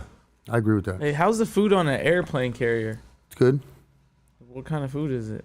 Just basic food like hamburgers, hot dogs, a lot of corn, potatoes, stuff like that. And you were stationed in like San Diego, or go No, around? What I was the was- route that it would go? What do you mean the route that it would go? Like, do the aircraft carriers have routes like that? They're hitting like you guys are only hitting like the Gulf of Mexico. No, I went out to Africa and came back. Oh, you went up to Africa?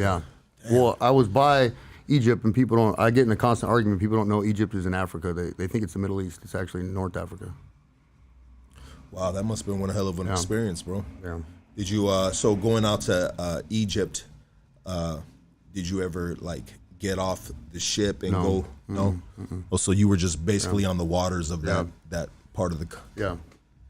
Yeah, oh, that's pretty amazing, bro. What'd you learn from that? We learned stuff from everything, good and bad, right? Just like prison, I learned to get along with a group of people. You learn to fight for the guy next to you. Yeah. Are you somebody that that someone would want on their side? Yeah, I feel like I am. Yeah. Yeah, Definitely. absolutely. Did you see any UFOs in the skies? A lot of lights. Couldn't tell you what they were though. A lot of lights. Can you give us one example of one that was maybe crazy? Three green. I remember one night we saw three green ones, like three green ones traveling together, and we just never talked about it. Yeah. And it seems like the military, bro, see a lot of that, and it's kind of Well, like haven't swept they just under the rug. didn't they just recently admit it or something like that? Yeah, they did. They did, huh? They Yeah. recently just came to fucking. They just recently just got honest with us, basically, and said, "Yeah, we've been seeing this for a fucking bunch of years, and yeah, this and that." And I think that's got to do with Bob. What's homie's name? Bob Lazar. Bob But it's Jeremy Corbell who Did the Netflix thing or the special on it? that released like Captain Favor's Favor, I believe, his footage of the Air Force chasing one. Really? Yeah, the footage that's like in black and white on the radar or whatever, or there. I find it hard to believe that there wouldn't be something like that out there. The universe is just too big. Yeah, absolutely, bro. What a trip, dog. I mean, I guess as time moves further into the future, we will, you know, who knows? Maybe one day we will meet those other species. And you wonder if they're going to be friendly or not. Yeah, When we've seen all these movies that say both, so Yeah, absolutely. I've always worried about that. Well, it seems like it more leans to like they're not going to be friendly, bro. Yeah, they're like going to come and just destroy us, bro. Well, they you know want what I our mean? resources. They're traveling pretty far for some resources, maybe. 100%, bro. Yeah. Or they just want to come see the party planet. The party plan. Yeah. And go get some Wi-Fi and some Facebook or something, right? Get a nice little massage and some cheeseburgers. Yeah. Can you imagine, you know, the technology that they have, bro? Obviously, their technology is way more advanced than ours. Yeah. You know, if you believe that exists, those UFOs and whatnot, bro. I mean, the way you see them flying sideways and doing erratic movement in the skies, bro. That tells you that their technology is just on a fucking superior fucking level, bro. You know. But anyway, so you get yourself in trouble. You go back in, due to drugs, selling drugs, stuff like that, bro. Go to the Navy, come back, Yeah. just medical honorable discharge, get a little bit of money, and I went right back. I was mad because I couldn't be a fireman. In the 90s, there was this thing called affirmative action where they were hiring Latinos and Asians for the fire department. And if you were a white dude, they wouldn't hire you or promote you. Or I don't know if they would hire you, but you couldn't be promoted ever. So it was like, and I'm like, wow, I was a fireman in the Navy. I can't. So I used that as an excuse. I made an excuse to go back to that criminal lifestyle. Yeah. Yeah. And sometimes all we need is an excuse to go back to what we were doing before. Yeah, but I made it up. Like, it was dumb. They told me, no, so what? Go get another job. Yeah. I let that be a reason that I went to be an idiot again.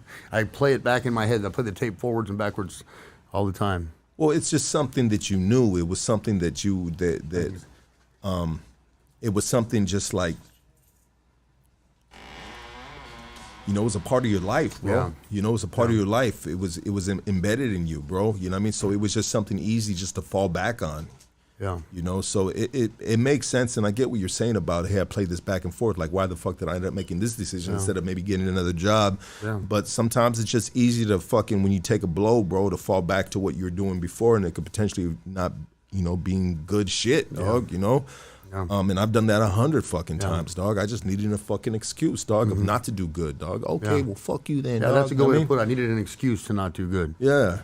I needed give me an excuse to fuck up more, and that would justify why I'm doing this. Well, the reason why I'm doing this is because this happened. You know what I mean? And a level-headed person that was raised in maybe or that has a better head on their shoulders, bro. Because there's people that have been raised in shitty situations, but they just had fucking good heads on their shoulders, and they chose the right way. But and they were presenting all the fucking bad shit, but they chose right. But they would say, "Hey, bro, why don't you done this shit?" But so you go back into prison. How long did you do on the second one? Like 2 years and 8 months, I think. 2 years, 8 months. Okay, and then you get out. Get out and continue to commit crime.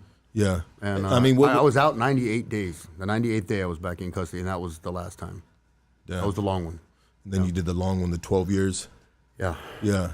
And so, I mean, what has been your drug of choice? Usually, like my detriment to a lot of my bad decisions is probably impacted by being under the influence of drugs, the lifestyle, everything, just the whole cocktail, right? Yeah, the whole cocktail. That's a good one. Yeah, the whole combo, you know, that just goes hand in hand. It's kind of like fucking, it's like these Black and Milds and whiskey, bro. It goes fucking beautiful together. I can't have one or the other without the other. You know what I mean? Yeah. But and it's easy to it's the same analogy with the lifestyle. Like everything goes together. You know what I mean? The drugs, the sex, the homies, the women, the high. You know what I mean? Just everything. It just goes hand in hand. It's a part of it, bro. You just don't take a piece of it. You take it all, bro. You know what I mean? Yeah. Because it's obviously, you know, it's like a drug itself, you know, the lifestyle. But what was your drug of choice, though, you were doing? It started with my first thing I ever tried. I would not try drugs. I didn't do anything. And all of a sudden, I remember before I went to prison the first time, my homeboy Chubbs introduced me to crack. I'm talking crack. 80s, like back in the 90s when they still served crack on the blocks, like we were talking about with the Brillo and the fucking pipe or you're breaking off an antenna. Yeah. That shit murdered me for years. That got me in so much trouble. I lost so much. I went in, and that's before I tried that before I went to prison. That's probably part of the reason I went to prison the first time. And I even had stopped it when I went in the military. When I got back out of it, I went back to it. And then to get off crack, I had to get on meth. Yeah. Crack was such a fucking monster. I mean, I lost everything I owned within a period of like a year. I would trade cars. I never forget trading a Yachtmaster Rolex for like a 20 piece of crack. Damn. I specifically remember handing it to the dude and him giving me a 20-piece of crack for a Yachtmaster. Damn. And I was just that fucked up. I didn't care. I didn't even think about it. I was realizing what I'm doing, but I'm not, if you understand what I'm saying, because that piece of crack, and it was just that drug just destroyed me, destroyed my family, destroyed me. And here I am excited to switch over to meth. Well, you know, it's funny you say that. I'm glad you said that, I bro. was so excited to get on meth, not knowing what this fucking monster is going to do in a few years. You know, bro, I'm glad you touched on that, dog, because we used to celebrate, like in the early 90s, we were all on crack, bro. You know what I mean? Everybody was back then. And so I was one of the ones that started, like, probably one of the first ones in my neighborhood that were really getting fucking methed out and shit. Yeah. And wait, meth or back then? Because we had speed back then. A lot of these people bro. today don't know about speed. Yeah, it was speed. It was that bathtub dope, bro. P2P, that real P2P, peanut dog. butter, pink champagne. Yeah, and the White Rock, Yellow Rock, all that shit. I could do shit for days on end with that shit. Yeah. So we used to try to get our people, our family, if it was moms, dads, homies, sisters, cousins, whatever, the aunts, uncles, we would try to, me and my homies that were fucking on the meth, we try to get them off the crack with the meth. And eventually we were able to do that, and then we would celebrate them for it, bro. Yeah. Be like, fuck yeah, you're not doing crack no more. You know what I mean? We're smoking and slamming meth now. Yeah. Fuck yeah, now we're brother. tweaked the fuck out. Yeah. But it's two different drugs, bro, because crack, you can do nothing but think about the next hit. And I try to tell people this, part of my story when I talk in recovery is, with crack, I'm scared of you. I'm scared of my own shadow paranoia. With meth, I'm getting ready for you, butt naked, sweaty, with a axe and some crazy ass weapon, because I'm more paranoid of the situation. Like, there's two different types of paranoia. You know what I'm saying? Yeah. With cocaine, crack, I'm scared of you. With meth, I'm scared of what could happen, so I'm getting ready for you. Yeah, absolutely. Yeah, it's weird. I mean, on meth, you have surveillance cameras, dog. On crack, you have nothing but cigarette burns on your fucking curtains. And I'm hiding under a table in a motel, like in a horrible motel on Sepulveda, you know? It's just crack. It was just made me paranoid of a shadow, of a noise. 100%. God, I would smoke a piece. It was just ridiculous. You know, now that I think back, I'm like, there was no enjoyment in it. Maybe the first week I smoked it was enjoyment. The rest of it was all addiction. I'm just addicted to it. It's got to be the worst drug ever. It has to be. But then again, I feel like meth is too, because meth, bro, part of the reason I don't talk about some of the things, I don't remember details, because meth turned my brain into oatmeal for so long that I'm still nowadays having memories snap back into my head. Years later of shit I've been through. The same way. Details, when it comes to details and dates, I fuck those up constantly. Yeah. And methamphetamine turned my head into oatmeal. I was this close to having my own mom, my own mom commit me. Yeah. Because my mom was like, dude, you're like 4 hours from being schizophrenic. Yeah. That meth so I say they're equal monsters on different sides of the fence. Yeah. It was just insanity what I went through on meth. And I'm still, like I said, I don't remember details and facts and stuff. And some of the stuff I don't want to talk about because of prison, but some of it I don't remember details and places because, like I said, today, like just the other day, some detail from something happened years ago popped back into my head. I'm like, damn, now I remember. My brain was just destroyed by meth. Mine too, bro. Yeah, and I was mixing in ecstasy. And if you've ever seen the studies on these two drugs, I learned these things when I got sober, that your brain literally has holes burned through it now from ecstasy and meth. It burns holes through your brain. And you don't get to, you're lucky if your brain repairs itself. So my brain is still repairing itself. I got homies that be like, hey, look, you remember this? Remember that? I got a homegirl that was saying, hey, look, you remember when you slashed my tires? I'm like, I didn't slash your fucking tires. Thing, yeah. She was just telling me this the other day. And honestly, to this day, I'm going to stand on the ground. I did not slash your tires. I was like, man, I wasn't that petty. I mean, you know, what do you mean? Oh, yeah, because you blah, blah, blah. And I was like, nah, you know what I mean? Well, so-and-so said, yeah. I was like, that motherfucker's on the high as fuck, too. You know what I mean? Yeah, people tell me that shit, too. I'm like, I didn't do that, bro. Yeah. I was a monster. On meth, I was a worse monster. On crack, I'll steal from you. On meth, I'm stealing everything from you. And then I'm going to share what I stole from you with you. And then I'm going to accuse you of trying to steal some of your own shit back from me. And then I'm going to watch porn while I'm shopping at Walmart. Yeah. It's weird. Like, the meth is just a monster, and I feel bad. Oh my and God. nowadays, but me and you were lucky enough to go through the evolving from, like you said, bathtub P2P speed to crystal meth to meth. And now what these dudes are living in, you do a shot of meth, you're in a tent under the freeway instantly, collecting cans and doing God knows what. Yeah, I don't know what they got in it now. It's not methamphetamine. It's not what we did. From what I understand, everything's cut with fentanyl. Yeah. So every shot you do, I was using a needle.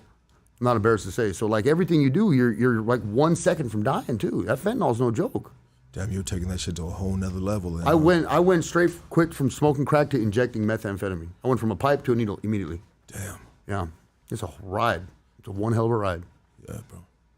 Yeah, I never hit that level right there, bro, for my own personal reasons, which I've spoke on before on the podcast. But I know you slam that meth in your veins, bro. I have some homies, bro, to this day that are doing life in prison just because of that, slamming that meth, and it made them do some fucking that's outrageous true. shit. I mean, if you're a bad motherfucker, that shit will turn you. If you're like a bad kid and you're kind of just like a little bit of crazy, you slam meth, or even if you smoke it, bro, it's like times that by fucking 50 or 100. It brings out the monster in you. If there's even a little bit of it, like you said, it intensifies it. It also, here's the thing, if you're a weirdo, it brings out the weirdo in you too. Oh, 100%. 100%. Yeah, bro. There's so many homies, dog, that got exposed on that shit, dog. Oh, dog, do a shot of meth and your pants are off. And you're like, homie, what?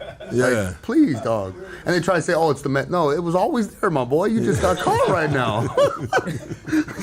Just got Stop with that, homeboy. Come on now. Yeah. Lucky, next move. Next move. My God, do this for her. I'm gonna bring her out. I don't remember much, but I don't think that. The queen could go any. I know, she's the only one that can go any way she and the wants. king only moves one way at a time, any direction.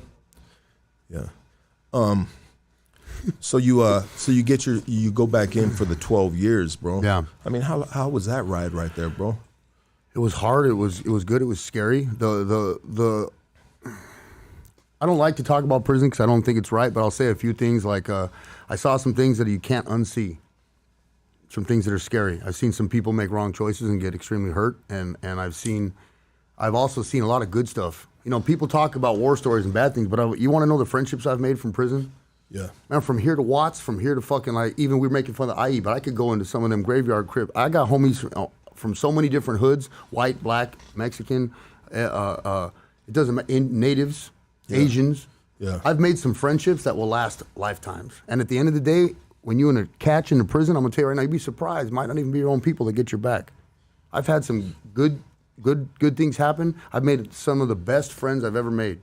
I see people everywhere. And going around the state like we did, man, you're transferred so much, I'm bumping into motherfuckers from everywhere. Yeah. Everywhere, dog, on these transfers in these yards from here to the Bay. It's like a family reunion. Yeah, and I still, like, now that I'm in this industry with clothing and shit, I'd be going to events and bumping into motherfuckers. I'm like, damn, dog, really, you're out? It's good to see you. Like, man. Yeah. Seriously. And every race, every culture, like we all went through some shit, and like I'll just keep hammering this. I made some of the best friends. I've learned how to deal with people. You learn how to deal with people. You learn how to respect a motherfucker whether you like him or not, because you can get served. Yeah. And you can get and will get opened up. Teaches you how to read a room. You read a room. I never go in a room without looking for windows, doors. I still do that. Escape routes. And I still, one of these things, my girlfriend now was telling me I eat so fast. Yeah, I eat fast and I chew. I make a lot of noise when I chew, and I'm like, man, I'm trying to eat fast. Yeah. You know, like I eat fast. And it's like, because when the last homie sits down, the first motherfucker got to be getting up, and a lot of action went down in the chow halls. So, you know what I mean? Like, I just learned a lot of good things. I made a lot of good friendships. You learn how to treat people. You learn how to act. You learn respect, and you learn a lot of good things. And I read a lot of books, but I read 6,612 books. Wow, you were counting. I have them at home. I would pass. You know how, like, let me tell you about books in prison. A lot of people, like, there's a lot of us that like to read knowledge, and because I focused on like war history, classic literature. I read every single classic literature novel there is, from Charles Dickens to, I don't know, Sidney Sheldon. Yeah. Going from classic literature to novels. And I've read all the war, you know, I'm sure you know, the Art of War. I've read all that shit. That's all great. I've read all that. I've read so many books that that the homies couldn't understand it. Some of my homeboys were actually smart and very well read like us, and I would share those with them, but then I would send them home. And then you get the homies you share your books with, and they're ripping pages out and writing notes on it and shit. And so, okay, now give me that back. Yeah. We're not doing that. Mom sent me that. Yeah. So I sent my books home, and one of these days that's what I want to leave to my son. Wow. Books, because nobody reads books anymore. People motherfuckers read on their phone, or I don't know. I have a collection of 6,612 books in the garage that I've saved, and I've got every single important book you probably should read. Yeah. Yeah. You know what my thing was, and some of my white homies in the yard got me turned down on it one term, and it was basically fantasy books. They got me to fantasy books. Sword of Truth. Yeah, bro. Lord of the Rings. All that. Excellent. I've read all those too. Yeah. Man, some of those books, bro. I would pass whole time. A lot of the times, when you're doing shoe terms, you don't get to the shoe. You actually have to do those shoe terms in the ad seg because the shoe's all packed up. Yeah. I did 3 years in one of the ad segs in Lancaster, and I'll tell you right now, I read those fantasy books. The days would go. I'd be up all night reading, and then the lights go off. I'm in the window, I had a light outside my window, and man, those hours and days would pass. I'm telling you, bro, those fantasy books. Yeah, bro. And one thing about when you get a fantasy book, it's not like a 300-page book. No, we're talking 700 to 1,000 plus. 700 to 1,000. A book, like, and it's only one part of the story. Yes. And then you got to wait to 6 weeks for your people to send you the sequel because the mail system sucks sometimes. Yeah, bro. Like it's like fucking 1,000-page books, bro. And so when I first got, I'm like, man, there's no way I'm gonna get through it. Next thing you know, I'm fucking bro. going some through of them those books will motherfuckers. take like 3 days. I'd be up all day, all night, cooking soups, making a soup, taking a break, eating a soup while I'm reading a book. Because ad seg time was actually fun if you took advantage of it. Yeah. Now they get their TVs and shit. They didn't have all that when I was there. I get lost in those books, bro. Yeah. Because you'd have all these different characters and they had different powers. And they come it was alive in your head, war, bro. And it would come alive in my head, and I would vision all this shit, dog. And I would for just like 6 hours, I'm not in that jail cell. For 6 hours, I'm in France or. Let's go, Yeah. baby. If you know, you know. Yeah, dog. yeah. And if you don't know, you don't need to know. Yeah, dog. exactly. You know what I mean? Hey, you Real want to know the shit. best book I ever read? He's actually got a series of 4. I always like to share this. The Count of Monte Cristo. If you've been to jail, or if you've been to jail or are in jail, read The Count of Monte Cristo. I believe so my memory retention, or the way I retain information, bro, I think is a little bit is poor, lack, probably due to from the drugs and shit, bro. Yeah, all of us who've done drugs, especially Yeah. meth, your memory, I don't remember shit either. My memory is bad, bro. Yeah. But I can pick a book up, start going through it, and be like, oh shit, okay, I've read this before. Yeah, once I get my hands on it, then I can recuperate the memory. Exactly. But that book, for some reason, I did not forget any of it. That's dope. And we're talking another book that's like 1,000. If you get the original copy, not the cut in half copy that they made for the movie, it's like 1,023 pages, and it's like one of those books that, bro, you'll spend a week of your life enjoying. And the author also wrote the Three Musketeers series, which is just equally as good, with 3 books to people think it's just one. It's not. It's actually 3 books that go in that. Yeah. Yeah. Excellent series. You know what I was just watching? I was just watching that Hansel and Gretel. Hansel and Gretel. The one with movie. Jeremy Renner? There's 2 of them, but I Okay. think the Jeremy Renner's, is Jeremy Renner with the newest one? I think it's the one with and then the hot chick, they're going around hunting. Yeah, that's a good movie. Yeah, and then there's another one, bro. But anyways, both movies I just watched them in the past week, bro, Yeah. which are good, and it kind of reminds me of the fantasy books Yeah. and shit like that. So I'm always attracted to movies like that. Like when my kids were on to they're doing the Harry Potter movie or the Stranger Things, dog. That's fucking. I'm watching that right. My girlfriend has me watching that right now. It is so, bro. I'm on the 3rd season before the new season. It is so good. Yes. it is so good. Yeah. but I couldn't get into Harry Potter. I didn't get into that one. That's the one, and the Hunger Games. I missed those 2. Oh, I love bro. the I Hunger read Games. I read Twilight too. Twilight, yeah. I mean, Twilight's a good movie, bro. Bro, that was so good. But you're like, damn, can you guys have sex already? It's been 4 books. Knock it off. Like, really? Man, smash that shit already, dog. Yeah. Man, it took 4 big ass books to get a kiss on the last book and then fuck. Damn, homie. You know, reading. He's old school. Yeah. You know what's crazy about speaking, just off what you're speaking on right now, like when I would read a book and it would have a crazy sex scene, like I would never read too many books that were just like romantic books, because that wasn't really my style, bro. Yeah. But when I got my hands on those books and it got into a sex scene, I was like, oh shit. And then the little man starts fucking doing the heartbeat, you know what I mean? Yeah. And it starts pumping, you know what I mean? Yeah. And I was just like, you know what, dog, this is just different than, you know what I mean? Rubbing one out to this book, having the whole scene in my head. Mentally. To looking at a fucking picture of the homie's old lady or something. I you know what wasn't mean? into those books either. Those are the books I would read only if there was nothing else. But there was an author, and her name is Anne Rice. Yeah. I've read a shitload of her books, bro. I've read every single book, even those weird sex ones she had, just because I told myself, you just need to finish the collection. She's a good fucking writer, bro. Yeah, dude, her books. Anne Rice, bro. She's the That's best an old vampire school- author ever. Yeah. If you want to read and learn about vampires, Anne Rice is the shit, bro. Stephen King's books are good too, Oh my bro. God, he's one of the authors I didn't finish. I've read most of his books. His Yeah. books are phenomenal. The Stand, the It, the Yeah. real book, It. Yeah. That movie ain't got nothing on the book, dog. No. Man, that book had me up, like, just amazed what those kids went through. I mean, books hit different, bro. They hit way different. Way different. But I want to say this: the only series I've actually watched that follows the book to a T is that Lord of the Rings. Okay. Man, that is an epic journey. And I heard they're going back. They're doing some sequels now to go before The Hobbit.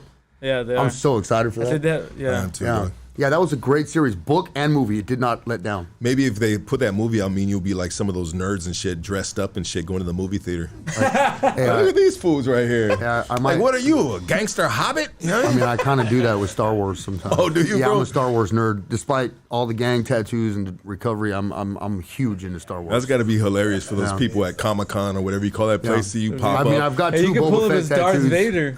I got 2 Boba Fett tattoos. Have you been to Star Wars Land in Disneyland? Come on, stop. I got a $600 lightsaber.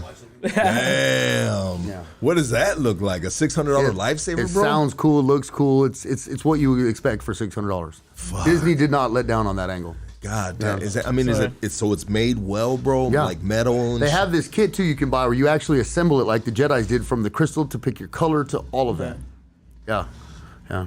That's dope, bro. I'm losing all kinds. I'm not even looking at the comments right now. I'm losing all kinds of street No. cred by talking about this. Not Nah, even. bro. This is. People want to know if you keep that thing strapped though. Keep it The strapped. lightsaber. My lights, yeah, always. I got it on me right now. Can you imagine?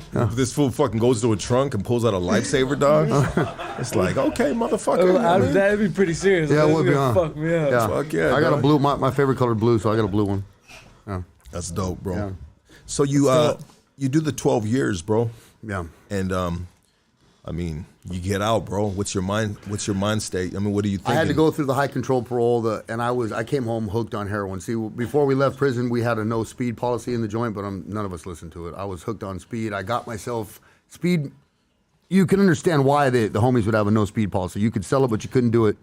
And I was doing it anyway. And I got myself on heroin because I thought that would calm me down. Because you know how meth, it takes a while to calm down, a couple weeks to calm down when you finally stop doing it. Yeah. So I got myself on heroin thinking that was smarter before I came home from prison. And now I'm paroling with a heroin addiction.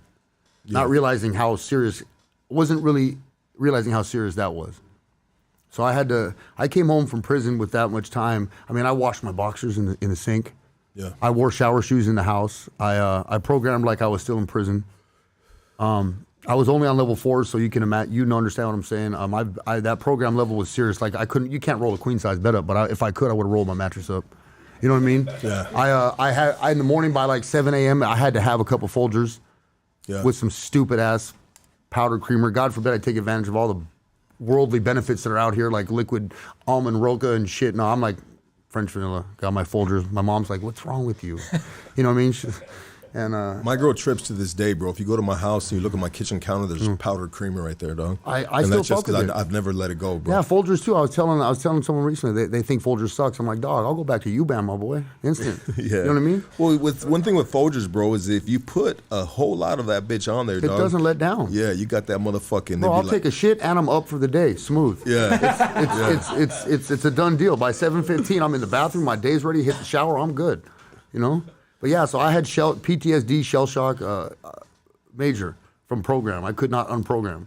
And How long ago was this since you got out, bro? I've been out like 6, 7 years, maybe 6 years now. So that's pretty recent, Yeah. bro. Yeah, but I still, like, when I came home, one of the hardest things was I missed my friends.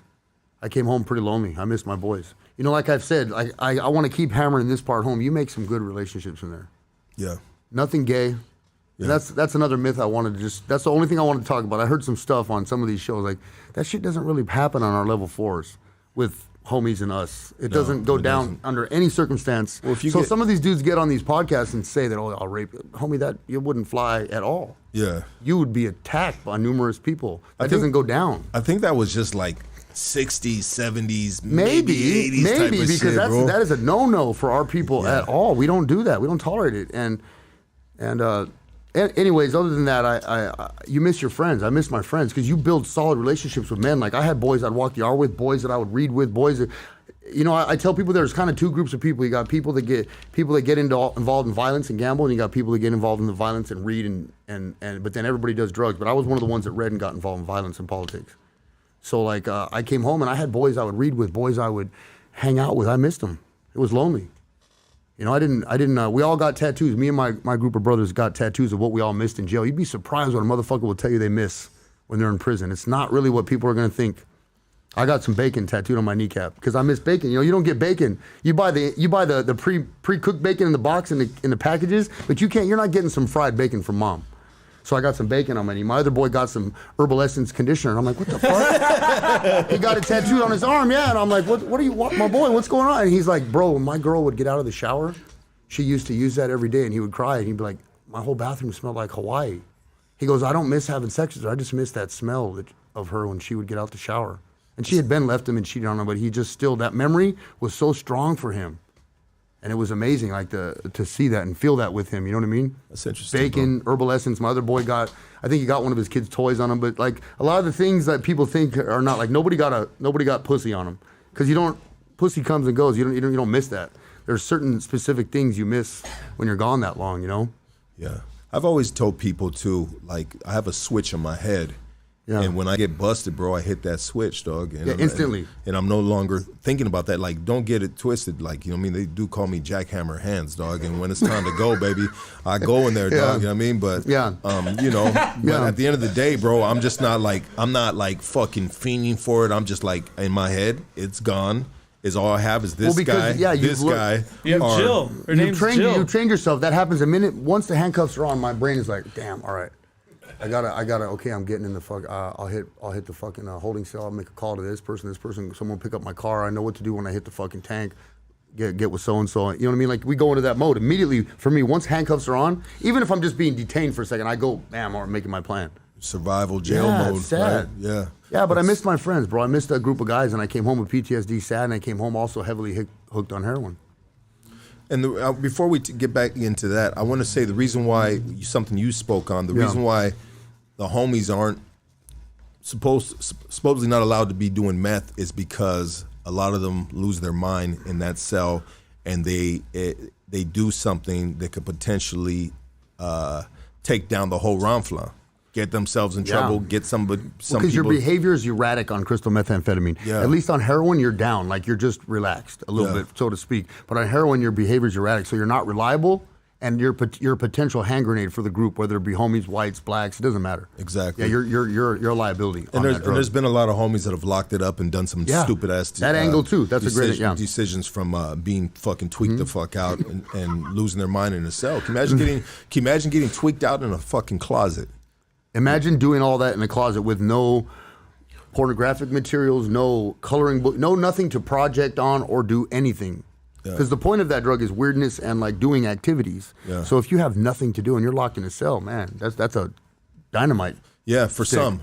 Yeah. For me, I always found things to do. You know what I mean? I would always, I'd have little shit that I would do if it was writing. Arts and crafts. Well, you picked that up. You learn how to arts and crafts. Learn how to sew my boxers, make some socks, make a thermal. You learn how to do that stuff after you've been down. Yeah, you pick stuff up. I'll tear apart a pillowcase and start making a thermal. Yeah. You know what I mean? Like, you can do all that stuff. Yeah, absolutely, bro. So you get out with the PTSD, you know what I mean, which a lot of us, I personally have gotten out with, bro. I mean, there was a point where I wouldn't get into elevators. I would just do crowded rooms. Yeah, crowded rooms. Scared the fuck out of me. You know, I just didn't. It gave me anxiety. I had to deal with different levels of anxiety. I didn't even know what that was until I came home. Yeah. Anxiety was real. Yeah. And my parole officer, I was on high control. My parole officer's on my ass all the time. But I'm not making, and here's me having to identify my behavior. I'm not making it easier because I'm not passing any drug tests. I'm being a dick. I'm making him come see me. Fuck you, come to my house. You know what I mean? So parole was pretty hard for me. And I think I only got 1 or 2 small violations. But yeah, the PTSD was pretty rough. And I locked myself in a room at my mom's house for a long time. And I just did drugs. I would have girls come over in and out, and I just did drugs. And my addiction became a monster that was bigger than prison, bigger than gangs. And this is this time getting out. Yeah. Horrible. And so how did you get through that? I had a standoff with the police. I went pretty far on meth. I got back on the meth to get off the heroin, to make the kick from heroin a little easier so I don't have to go through that sickness, that body ache and all that. And again, not realizing that over the course of these years, methamphetamine has changed again with the chemicals they make it with, so it's now doing different things. My brain was not responding well to this. And like I learned this in addiction because I've worked in rehabs and stuff, and your brain changes. Your brain changes with the drug changes the drug. The drug also leaves lasting effects in your brain that don't come back. And my behavior is getting more erratic. I remember one day I had a girl over and I told her to leave, and I had a gun. I was suicidal. The meth would cause depression at a major rate too. I tried to light myself on fire, kicked the girl out, and shot a gun off in the air. A neighbor called the cops. I hid the gun. I had a backup gun that looked like it was like, remember when Walmart would sell those BB guns that looked legitimate? Yeah. So I had a 32 that looked just like a 32 Beretta I had. And I remember the cops came. Someone called the cops. The cops kicked all my mom's doors off her fucking nice house. My mom bought a house in Santa Clarita when I was in a joint. Beautiful 5-bedroom house. And these cops kick all the doors off. And mind you, I'm out of my mind on meth. I'm in like boxers sweating my ass off when they kick the doors off. Yeah. And the cops, they pulled me out and they realized that the gun that they heard was a BB gun, they thought.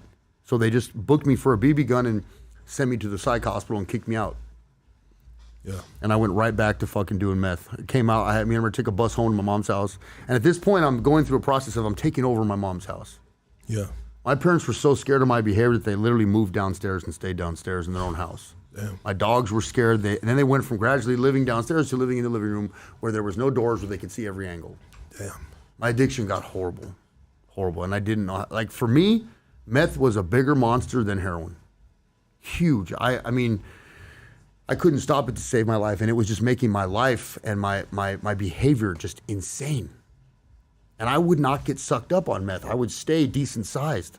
And I was, for some reason, I was doing the craziest shit, going out robbing and stealing. And some of my homeboys who knew my prison history started to pick me up and use me for fucking collections. So I'm going around on meth in this brand new Cadillac I had, this old Eldorado on 20s with a system, collecting money high on meth, not knowing why in the world I'm not being pulled over. It was just insane. You know, you get pulled over and you're not doing nothing wrong, you got a warrant and a gun in the seat when you've been living right. But God forbid if I'm driving around on meth, then shooting up at the stoplight, I can't get pulled over to save my life. And I'm just collecting money and doing all this, and my addiction's getting worse. And as this process is accruing, I'm losing friends.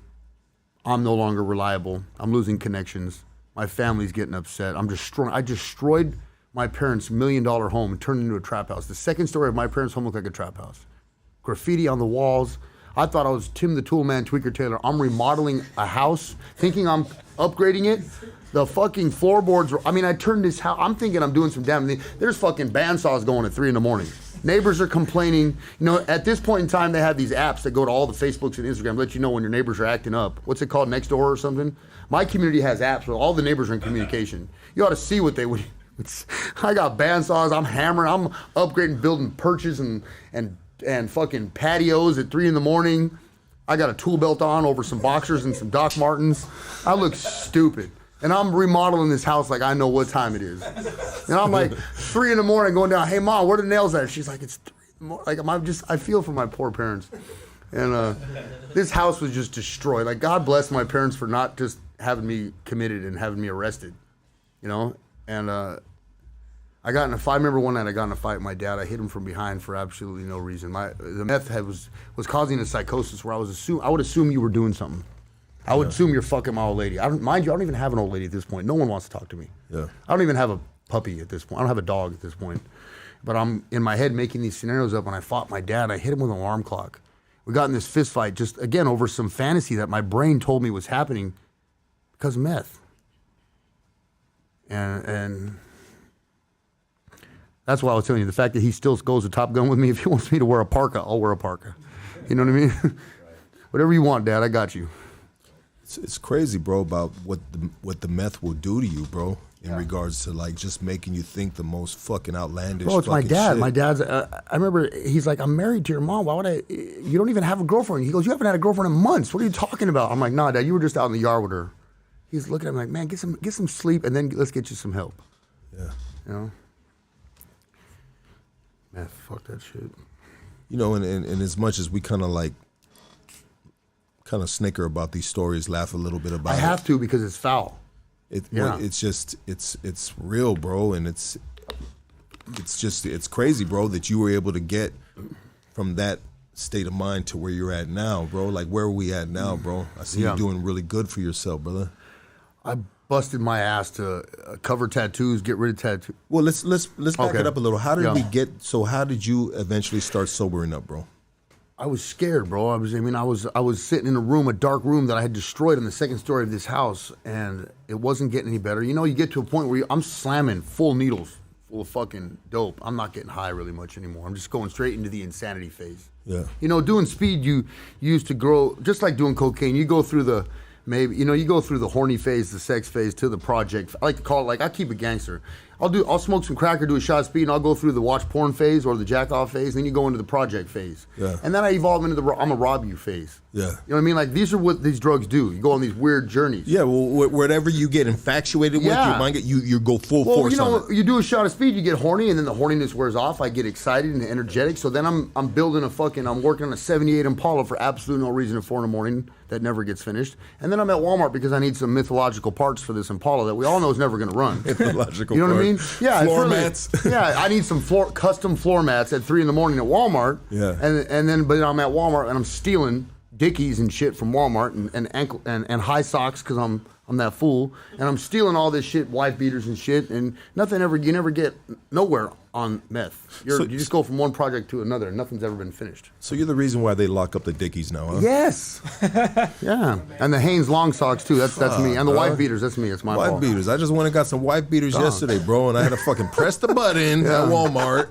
It never showed up, dog, and I had to go track down a little lady, little precious old lady. You know what I mean? Thank God Walmart giving her a job. You know what I mean? Because I don't know what the fuck she was doing. Walmart hires everybody. Yeah, they hire her. She was poor little thing was just kept on hanging the same thing up over and over, and I'm like, shit. You know what I mean? Getting it done. But yeah, she opened it up for me. But yeah, bro, it's crazy that they locked that shit down. So you're fucking terrorizing, bro. Terrorizing. Wine, please. Wine, that bottle. You can just bring it to me, dog. You're terrorizing, bro. And so, like, how did we, get a hold of you, bro? It stopped working. I started to want to get sober. I did a couple runs. I had my mom detox me a couple times. It wouldn't work, and I would always go back to doing meth, and I would always go back. And I tried to convince myself I'm not an alcoholic either. I don't drink. I've never drank. I don't drink just because I worry it would lead me on to drugs. Yeah. But I kept trying to switch stuff and think this will work, that will work. Nothing worked, and I always end up back on meth. And did a couple rehab runs, didn't work. A couple detox, didn't work. And I just kept getting high and kept going back to the same shit. And my parents' house got worse and worse, and we would fight more and more, my parents. And one day, I remember the last day, I never forgot the details of this. I did like 17 shots of meth, full pulls, and nothing was working. Damn. I was one of those lucky dudes. I always had one vein. Like a lot of addicts will go through I have to switch around, like heroin addicts and shit. Well, I had one right here I could, no matter what, hit. And I hit it, and it just, I wasn't getting high, so I started trying other veins. I spent one whole day, and I remember I stopped counting at 17 full needle shots of speed. It wasn't working. Now, mind you, I had been begging God on my knees. God, Thor, I believe in both of them. You know what I mean? I believe in God. I believe in Jesus. I also believe in my people's history. But I was begging both of them, dude, make this stop. I want your help, please. Like, I don't want to do this anymore. What do I got to do? Help me. And I didn't even realize that they were already doing it for me. It wasn't working. No matter how many shots I did, it wouldn't work. Wow. I wouldn't get high. I would not get high. I couldn't do anything. I was exhausted. I was tired. I couldn't even jack off. I couldn't go paint the fucking mythological Impala anymore. I couldn't do none of that. I couldn't destroy the house anymore. I was done. Well, maybe. I mean, we can think maybe it was someone looking over you, but maybe the dope man was selling you nope. He could, because I was that dude that would pull up and they'd be like, "Damn, dog, I don't even want to give you dope anymore. Like, you could come at me with $1,000. I'd rather just not sell it to you. You are psycho. You're a problem. I'm a problem. I was that dope. I evolved into that. I evolved into the guy that would show up. You'd be happy. We'd probably have a drink with me and we'd kick it. And then you'd send me off with some dope I bought and some free shit. And then it turned into, damn, don't even open the door. It's Mohawk. Yeah. You know what I mean? Yeah. Fool's tripping. Showing up wearing some too tight fucking sweats and carrying an axe. Like, who does that? Yeah. You thought you were Thor. I don't know what I was, but I probably had a purple bandana on. I was all fucked up. Yeah. You were undercover. I was pushing a lawnmower with me too. You know, I was doing some serious shit. You're busy. Lawnmower had Dayton's though. Yep. Yes, sir. Well, chromed out. Yeah, but I feel like God or Thor, Odin, one of them answered my call because the dope wasn't working. And it had been days, and I'm sitting here like, man, why won't you help me? Not realizing that it's not working. Nothing's working. And I just opened my mom kept coming up and checking on me, and I told her, Mom, I want some help. I was crying. I went downstairs, and I was like, Mom, I need some help. Please, I can't do this anymore. And she goes, are you serious? Are you done? I'm like, yeah. And I went to rehab, and I went to Tarzan Treatment Center in the Valley, and it worked. I listened. I tell people this: you want to get sober, you can go to rehab 1,000 times. You can go for your mom because your mom makes you. You can go for your kid, but it ain't gonna work until you're ready. Until you want to get sober. Until you want to get sober. Yeah. You have to hit the bottom. You have to have exhausted everything, and you have to be broken. I was fucking broke, bro. I showed up with needles marks. My whole body looked like I had been attacked by a rattlesnake. All those shots on that last day. And I was like, I don't give a fuck. What do you want me to do? Tell me what to do. I don't want to do this anymore. Damn. Broken down to your most humblest being, right? Yeah, embarrassed. I looked like shit. You know what I mean? It was bad. Marks all over my body. I was destroyed. But I was done. That's the main thing is I was done. I didn't want to do it anymore. Yeah.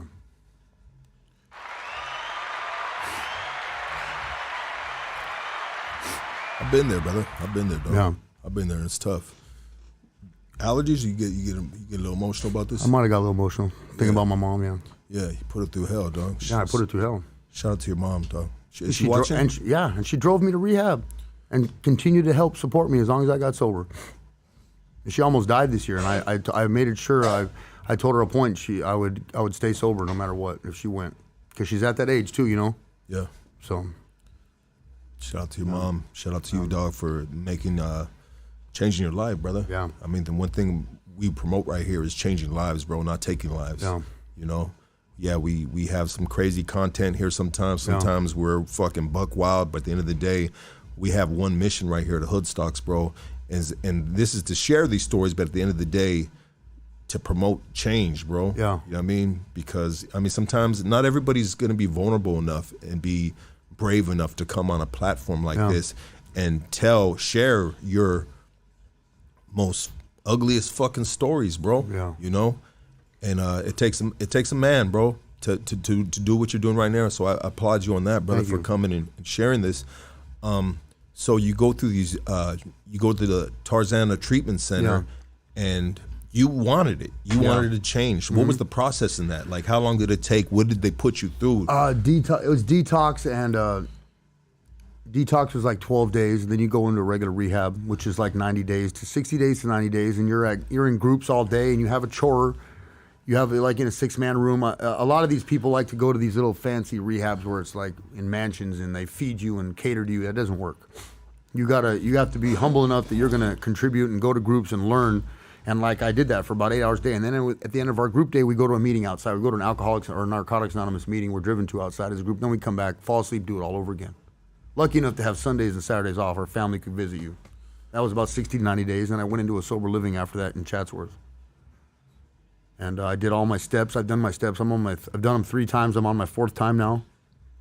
And how does that work, bro? Being on your 4th time of doing steps. Well, Is it just repeating every year or two. I just celebrated 4 years sober on May 15th. Congratulations. So thank you. So every year there's like shit will happen during just because we're sober, we still go through shit. So every couple years or every year, maybe actually about every 9 months, I like to redo them just to touch on what's been messed up. I got a good sponsor who runs me through all that.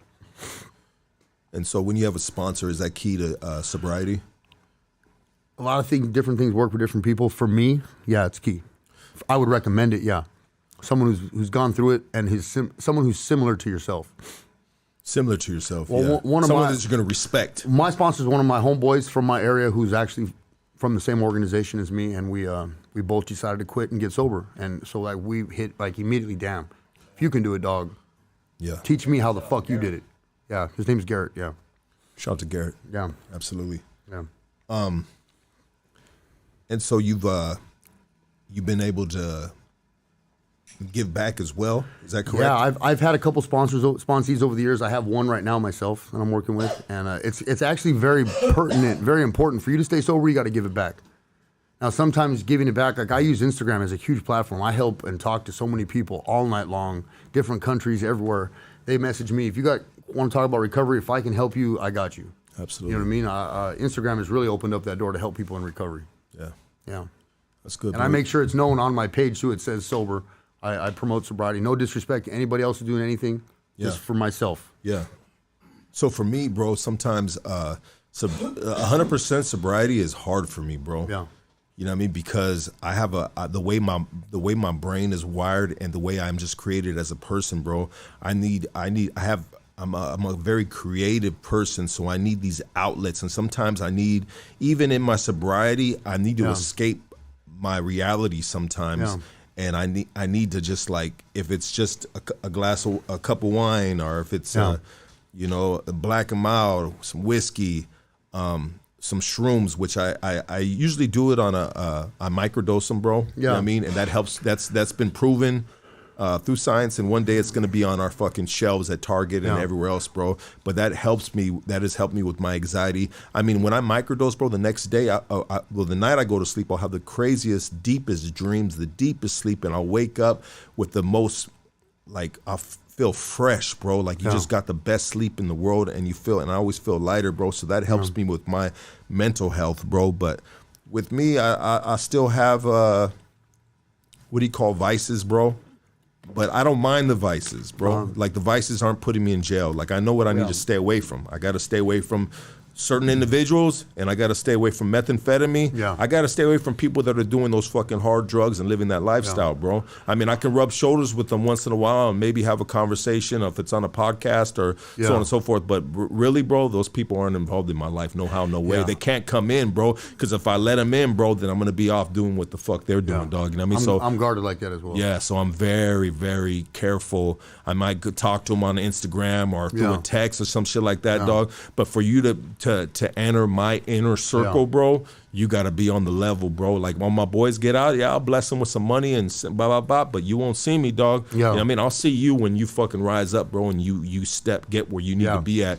But in regards, there's people that can potentially be liabilities in your life. And once upon a time ago, I was the biggest liability ever, dog, to myself and everybody else, dog. So now I got to make sure that I don't let fools that could potentially be a liability to my life, in my circle, I bro. agree with that. Because who knows, dog? You know what I mean? My door could be getting kicked down due to someone else's fucking bad mistake. And I've been there a million fucking times, bro. So in order to prevent that, dog, you keep them out of your life, bro. You know, and I love my boys, dog. I love my boys to this day. You know, and I encourage them to do good. I do whatever I can in my power to help them in any fucking way. But rather than that, bro, like the road and the chapters and the peaks and valleys that I've gone through, bro, I gotta protect where I've gotten to. You know, and you have to protect what you've built, because sometimes those homies will want a piece of it. You know how homies are.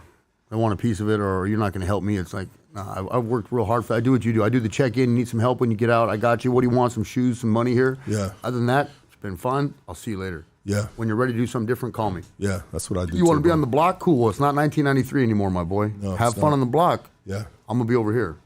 You know? So... And I respect the dudes that are still doing what they're doing, bro. You know what I mean? I get it, bro. You know what I mean? Like, you know, like, it's hard, bro. It's not easy, bro. It's not easy to change a life, bro, and go into a real world, bro, where you're just fucking, you're a nobody. Yeah. And in the hood, you're fucking God. You're this, you're that. You're respected. But then when you come transfer over to the regular world, bro, you're nobody. You're the bottom of the barrel in the workforce. You know what I mean? You're the low man on the totem pole, bro. You know what I mean? And so I work to work my way up the ladders of the real world, bro. You know what I mean? So I got to protect that, not only for me, but for my kids, my family. And me too. I've been working hard to get similar to there, and I protect it as well too. And so what are we doing now, bro? What are we doing now? Well, when I was getting sober, I tell this story too. Before I got with great companies like Hood Rays and everybody else, I always had a thing for Sullen. I was always, I like tattoos. Yeah. Sullen is tattoo artwork on clothing. Yeah. They take the greatest tattoo artists from around the world and they showcase their artwork. And it's run by two great dudes. And when I was getting sober, I had a couple of the shirts, and my mom knew how much I loved it. My mom would... Every week, she'd bring me a T-shirt, a couple T-shirts, or a T-shirt and a hat from them. And she'd be like, okay, next week, make it to Friday. She was like buying me, but in essence, it kind of worked. Yeah. You know, dangling the carrot. You know, because she knew, like, I love graffiti. I like clothing. I like shoes. These are my things that I've always loved. And so on every Friday, she'd be like, okay, she'd special order from the website, and here's a hat, and here's a T-shirt, shorts, boxers, whatever from Sullen, and then... It grew. And at 9 months, she did this for 9 fucking months, every Friday. And then at 9 months, she gave me my last issue. And she's like, all right, you did that 9 months. She goes, now get your year on your own. Yeah. And because in sobriety, we celebrate like 30, 60, 90. I I think it's 120. 120, 6 months, 9 months, then you have a year, then you have 18 months, and then it's only every year. So when I got to 9 months, she goes, you did 9 months. You can do this from here on out, and I'm counting on you. And I started to buy my own shit from them, and I loved them, so I started to wear their clothing and take pictures, and that kind of got me into this industry with clothing and all these other meeting all these other great people that, homies that we grew up with that run their own shit. Other graffiti artists and homeboys that from neighborhoods that started their own companies like these dudes did. Yeah, you know what I mean? Yeah. Yeah. You know what I mean? Yeah. Yeah, and I so I built that, and these dudes noticed me.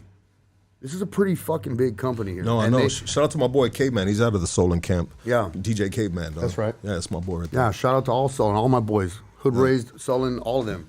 You know what I mean? And these dudes gave me a chance. I bumped into the owner at the Muse Inc.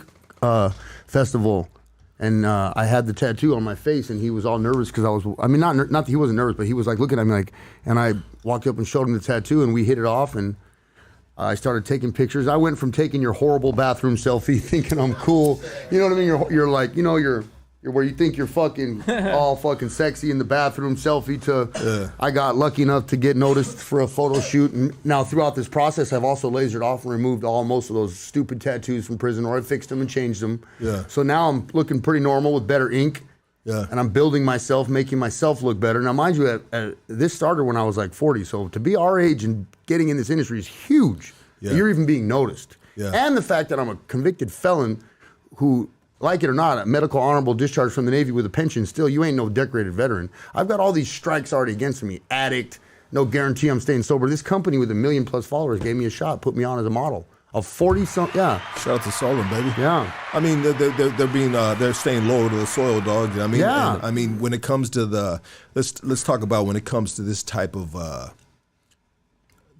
like art, right? Yeah. Like it originates from the streets. It does. It originates doesn't matter from if the the streets are streets. here or New Zealand. Yeah. These are all people who work on artwork, tattoo artists. The tattooing industry is huge, bro, and these people work hard. You know, and their artwork, and that's what they do. They focus on their artwork. It seems like you travel. I was looking at your Instagram, and I mean, I'm just kind of like the guy looking outside, looking in. Yeah. And that's all of us when we look at someone's Instagram page and we don't know them personally. But it seems like you're having some great opportunities with Solon, traveling the country and stuff, right? Yeah, we're going to convention after convention. We're getting ready to go to Colombia. Wow. I get to go to Colombia? Yeah. I'm either going to get abducted or I'm going to have some fun, dog. You know what I'm saying? I believe you're gonna have a lot of fun, dog. Yeah. You might get just so abducted you know. by some of the women out there, hopefully. No, I can't. I can't do that. I can't All right, do you that. got a woman. Yeah, Anyways. I do. Shout out to Marshmallow. Hey, Is that That's her her name. bedroom name? no, that's her. She knows what Marshmallow. That's all that's important. Okay. But hey, I added kidnapping insurance on my policy just so we're clear. Hey, I'm white with blue eyes and tattoos. I'm guaranteed I'm getting kidnapped when I go Trying to out have there. your baby. Man, Yeah, some Colombian bros do would be it. like, It's like give me the devil's dick. it's like the return of Christopher Columbus. oh man, Fucking little man with the hat came Yeah. and hit you with that one, huh, dog? Yeah. Sorry about that, dog. yeah. So yeah, I'm traveling. I'm doing all kinds of cool shit, and I'm doing all these shows and conventions with these dudes and everybody else, and we're just dudes from the street are just making it. Dude. I think it's an amazing time for entrepreneurship, dog. Yeah. And for these homies right here from Hood Raised to Yeah. Clothing, dog, Hood Raised Lifestyle. And like I said in prior, bro, they've been fucking with me since the beginning and shit. You know, and we still don't know each other like fucking really good, bro. But we really gotta like have a fucking carne asada together and just really Yeah. chop it up and just get to know each other on a one-on-one basis and shit, dog. I always know them when I see them coming through because they banged out with a Hood Raised Lifestyle gear on. I'm like, Yeah. all right, those are them boys right there, dog. You know what I mean, they've been fucking me since day one, dog. But anyways, it's a beautiful time for entrepreneurship, dog, and for cats like ourselves, bro, that have been like, who would have thought, bro? You at 45, you're a fucking model, dog. I know. You know, you're a fucking. And I've been doing a couple little acting things. I would have been on fucking Sons of Anarchy in the Mayans, but I got picked up on a traffic warrant. Imagine that. Yeah. Yeah, dude. The night before my casting call. That's pretty shitty. I mean, you would have been a perfect dude for that, dog. Yeah, I know. But I got all kinds. I just did a YG video. I've been doing a couple backgrounds. You get to see my elbow at least. I mean. You know what's crazy about when you do those videos and shit, dog? And They're horrible. They're horrible. Well, it's funny, dog, because you're there and they got the camera rolling, Yeah. and you're like, all right, I'm all over this bitch. And then when you see the final edit of it, Bro. it's like you're lucky My boy, to see. You're lucky 15 to see. hours on set with YG. We're not allowed to have our cell phones on set. Now, mind you, they take you without no entertainment, no cell phone. It's like being in 3rd grade right now. What do you do for 15 hours? Yeah. And then they filmed us 15 and a half some odd hours, and then they filmed me for 25 minutes for my part. And then when the video came out, like you said, they showed my elbow for 14 seconds doing push-ups on a prison scene. Yeah. All right, cool. Well, I got paid, and my name is on a YG video. Pay me. Absolutely. Yeah, I'm absolutely. good. How was Good your looking out. Stay dangerous. Stay dangerous? Yeah. Yeah. How was your experience in that YG video? I mean, how was Cool. was the catering good? Yeah, Was bro, everything they good? catered. Man, did they cater? Yeah, what was it? Tell It me. was like, I forget, it was like a taco truck that was making just all breakfast burritos all day long. And they were great. We're talking, these burritos had to be at least $25 a burrito. And they did not stop you from eating. What makes a fuck what? yeah. You know, check it out, bro. What makes a great fucking breakfast burrito, bro? Yeah, true. we talk about That's a spreads? good question. What Dog, makes dog, what makes a? I mean, what was so good about this burrito, bro? You said it had that to be a burrito. 25. I thought yeah. you were saying a burrito. That burrito, yeah. I don't know what it was. It was great though. Like this, maybe it was the sauce, and I got a problem with mayonnaise. I put mayonnaise on everything, so Yeah. it was maybe the sauce and the meat.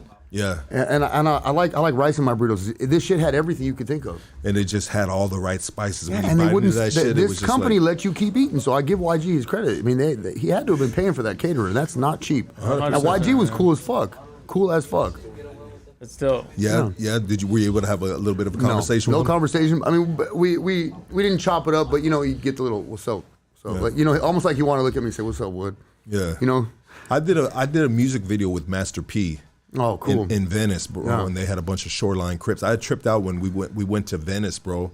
Master P had that whole hood out there, bro. I believe they were shoreline crips, bro. Had to and be if it's Venice. and they all rolled up in support of Master P, like it was Right on. his hood, bro. Yeah. Like that boy had mad respect. Yeah. But so it was crazy, bro. Because when I got out, it's funny the way we do it sometimes, dog. You know what I mean? Some of us we're like, you know what, dog?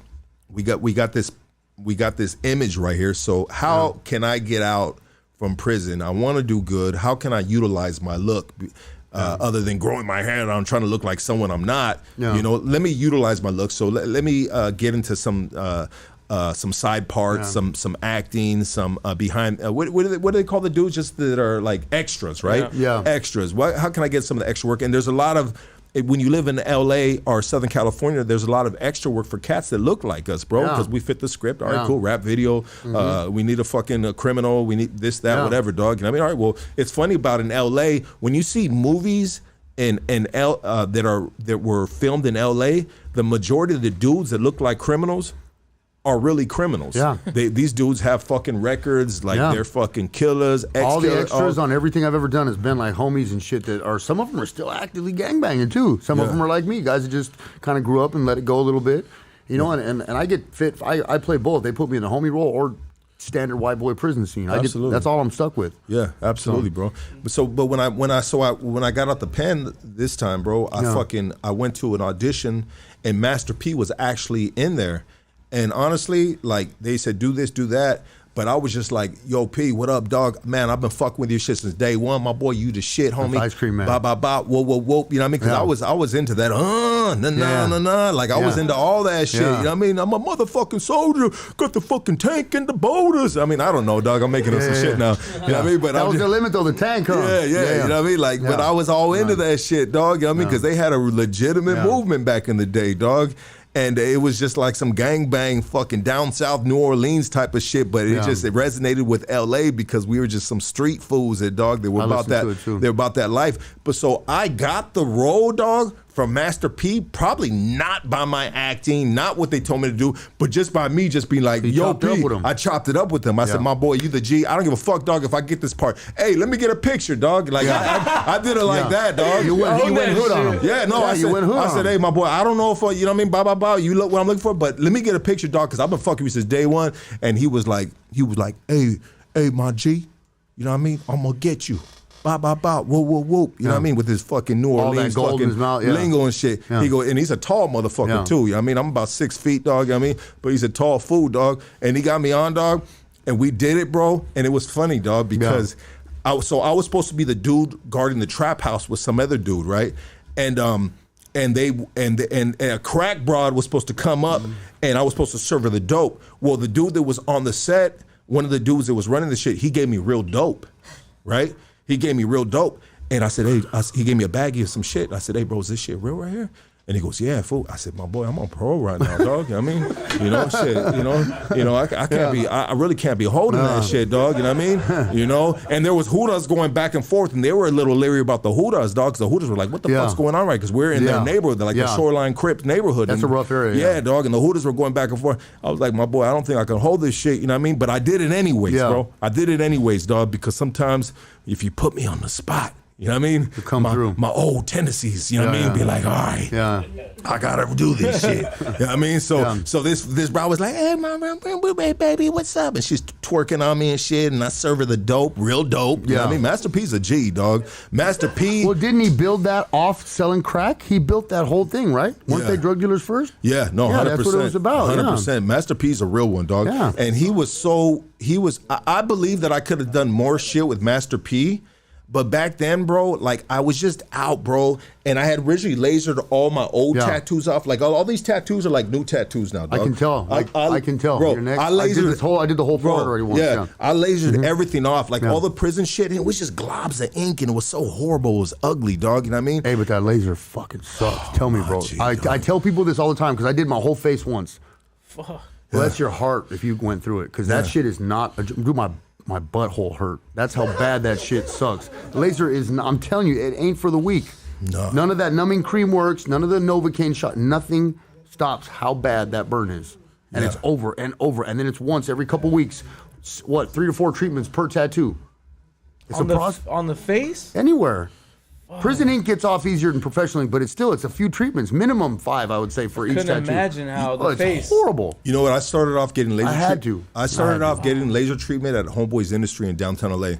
And you know what, dog? When you go to Homeboy's Industry, when you walk into that building, it's like you just walked on the prison yard again. Everybody's looking and shit. You know what I mean? They're like, "Hey, homie, who's that right there, dog?" You know what I mean? No, they ain't playing right there. I'm not trying to talk shit, dog, but there's just real dudes right there that are working there, and most of them are on parole. Some of them are trying to change their life. Some of them aren't. I don't know, dog. You know what I mean? I'm just saying. Yeah. But anyways, so when I go to Homeboy Industries to get laser treatment, bro, it was like they were herding cattle, bro. Like, all right, hurry up, go, bam, bam, bam. And their laser treatment was, I don't want to shit on them, but I'm going to say it wasn't the best, dog. So I started just saying, you know what, dog, fuck this spot, dog. They just fucking zapped me, hurt me like a motherfucker, dog, with this fucking pain, dog, this open flame, pop, pop, pop, pop, pop, pop. And you smell your skin burning. Yeah, dog, you know what I mean? And it was always just not good jobs, bro. Like, they were just like, they were leaving spots. They weren't hitting all the spots. So if I'm going to go and get this pain, and you need to hit all the spots, bro. I can't come back and be like, oh, shit, these fools missed that, this, that, and that. Everything's bubbled up except this. Like, anyway, so I started paying for this shit, dog. And then as I evolved, dog, now I got my boy Satan the homie Satan from St. Paul, Jesse, I believe is his name. He has a mobile laser treatment thing that he show up to your crib, he show up to your studio, he show up to right here, dog, and he'll zap you good, dog. You know what I mean? And it'll get it done right. So it's funny is as you're in any. Excuse me, boy. As you're in any industry or any line of whatever the fuck, dog, as you go, you start meeting different hookups in that line. So I started meeting all kinds of different people in the laser shit, you know, as I was getting lasered. And, you know, now I got this one homie right here that's legit and shit, dog. But yeah, that shit ain't no fucking joke. It ain't, dog. It ain't. But I had to. I just shit had to go. And I spend most of my time redoing. My boy Droopy at SoCal been redoing all my prison shit, and he's a whiz at that. He'll turn your prison shit into fucking phenomenal street shit. You know what? That's what I wanted to do, dog. Because you can, with the ink today, Big Sleeps, his ink, and there's a couple other people that make this ink that's so dark and so thick that anything we've got from the joint can just be refixed and redone easily. What's that one spot called on Valley Boulevard in Alhambra? Those dudes that do the badass black and gray work. What is it called? It's on Fremont? No, I don't know. Yeah. What is it called? Bro, that's like one of the best shops, bro, in Southern Cali, bro. Fuck, what's their name, dog? Look on. Let me look. Yeah, in Alhambra, bro. I might have heard of it. I think it's Valley and Fremont. Fuck, what them dudes called? Somebody help me out with that real quick, dog. But I went in there, dog, and I said, "Hey, my G, check it out, dog. I'm trying to do something with this shit. Yeah. I mean, you think you can go over it and fix it up and shit?" And they're like, "Yeah." Huh? And no, they were homie was legit, dog. And I said, because I asked him. I said, bro, do you think you can fix all this up? Yeah. or should I get it lasered off? And he said, you know what, my G, I'm gonna be honest with you. Ink slingers. Oh yeah, that's a great fucking ink shot, slingers, bro. dog. So I go into ink slingers and I ask the dude, and he goes, you know what, my G, I'm gonna be honest with you, dog. I wouldn't even try to fix that up. Maybe that's how fucked up it was. He goes, I would laser that off, bro, and then you come back. And I said, say no more, my G. And I didn't go back to him. I ended up going with my boy Nick Knack at Cocopelli Inc. in Southgate, dog. Okay. You know what I mean? On I believe Tweedy Boulevard and shit, dog. Yeah, that's my boy right there. And then I've gotten a majority of my ink from them dudes right there, mostly from Nick Knack, dog. Shout out to Nick Knack. But anyways, but some of the ink they have nowadays, you can fix up that shit with that. You can just do. I just did my whole arm. We just did a big Viking face and a shield right over my old prison shit. Yeah. Like it was just nothing, and it looked so good. You can't even tell that old shit was there. You know, from all the ink we use in jail, from using Murray's hair grease to chest pieces to whatever we use to make it, and the soot and all that shit. It's just it doesn't stick in your skin like this real ink that's made with pigments for your skin. Absolutely. And the shit they're doing today, it's amazing. Yeah, absolutely. Hey, so do you mind taking some phone calls? No. I don't know. I'd rather. You just want to do phone? Did you not want to do phone calls? Yeah, I'm not. I don't need to. Okay, let's take a quick break, bro, and then we're going to end the podcast out, bro. Okay, cool. I mean, I got to take a leak real quick. We're going to take a quick break, and then we're going to end this out, guys. One quick. Yeah, that was cool. We laughed almost the whole time. Let's see.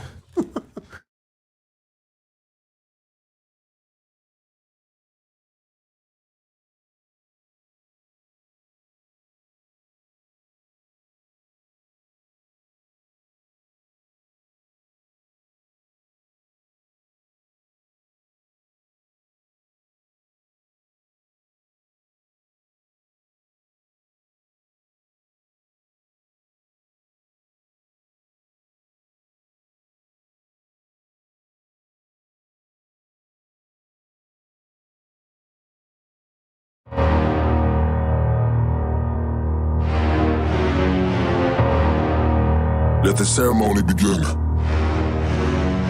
Countless battles, I walk with no shadow. Desert in sandal, the ghost with the candle. King of all crowns, rip the rattle off serpents. Blood I thirst, since I am the worst. Follow your footsteps, you have no footprints. I am the surface, you worthless purpose. The moon, the stars, I'm connected to darkness. Heads of marksmen, I've hunted the farthest. Villains of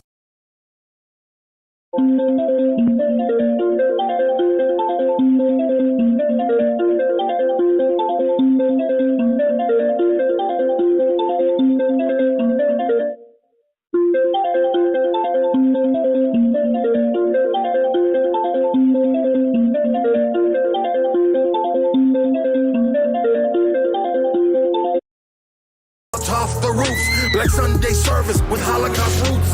Homo Kabbalah, black magic and balas. These AKs and hollows will leave you forgotten. This bottomless season, you looking for me, Mussolini, Gaddafi, the world cannot stop me. I'm legend, remember me.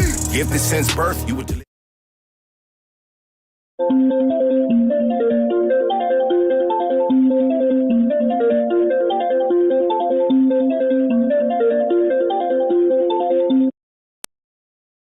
your mother and your father trade your soul for a curse. I'm a soldier, coming at you like a locomotive. Never knew I navigate the culture. Service at the tavern.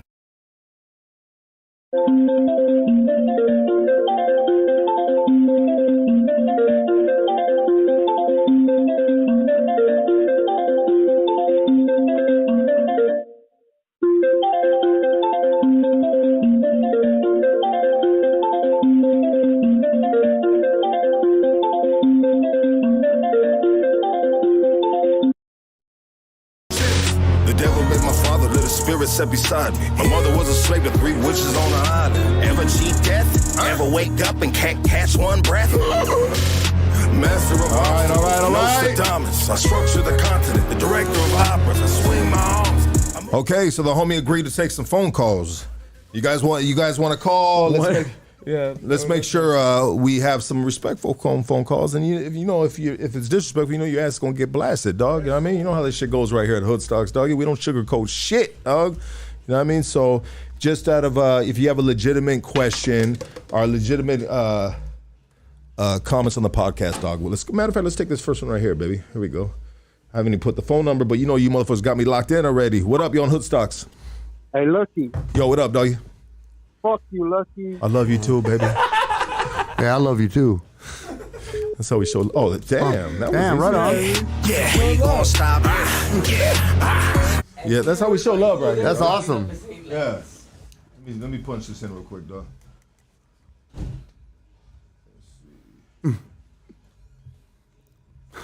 She just messaged me and goes, somebody called me a lizard on the podcast? That's so fucked up. Oh, now Someone made a people- comment on the YouTube thing. It said marshmallow. He said marshmallow. That's a lizard. I know. She definitely not. Bro, do you have a real old lady or is that like I a do. make-believe No, I lady? do. I do. Her. Oh. No, I do. You know, because sometimes our crazy shit's still with us right now. Her you know name what I is mean? Marshmallow. Yeah? Yeah. Is she magical? No, her real name is Shannon. Her marshmallow is her handle. What up, my boy? What up, doggy? Talk to us, dog. Hey, this is for Pepita. What up, dog? Go ahead, dog. Pepita, fuck you too. Fucking Pepita. Everybody loves Pepita. You're on Hood Stocks. Talk to us. Yo, what's good, Lucky? I just called to say. What's up, baby? We in a shower or Where you what? calling from, dog? I'm calling in from Texas, homie, but I'm from Paso Robles, 805. That's right, baby. Appreciate you calling, brother. You Yeah, got just it. showing some love. That's right, dog. Appreciate it, dog.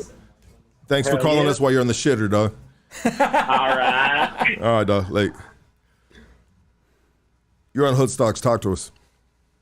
Hey, what's up? I got a quick question for your guest, bro, since everybody wants to sit here and bullshit, right? What's the longest term that he did, and does he think he's ever going to go back? Good question. If you'd have watched the whole podcast, you'd know, but go ahead and answer from dog. I did 12 years and Well, 6 months, and I don't think I'm going back. And what makes you say that? And, hey, by the way, Well, I there- just jumped on, so, you know. I'm just sorry. that's Say it why I again. asked that. What was the last? You said what?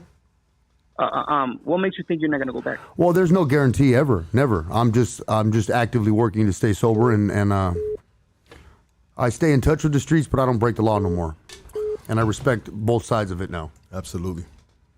Okay, well said. And let me, before I tap out, I want to say one thing.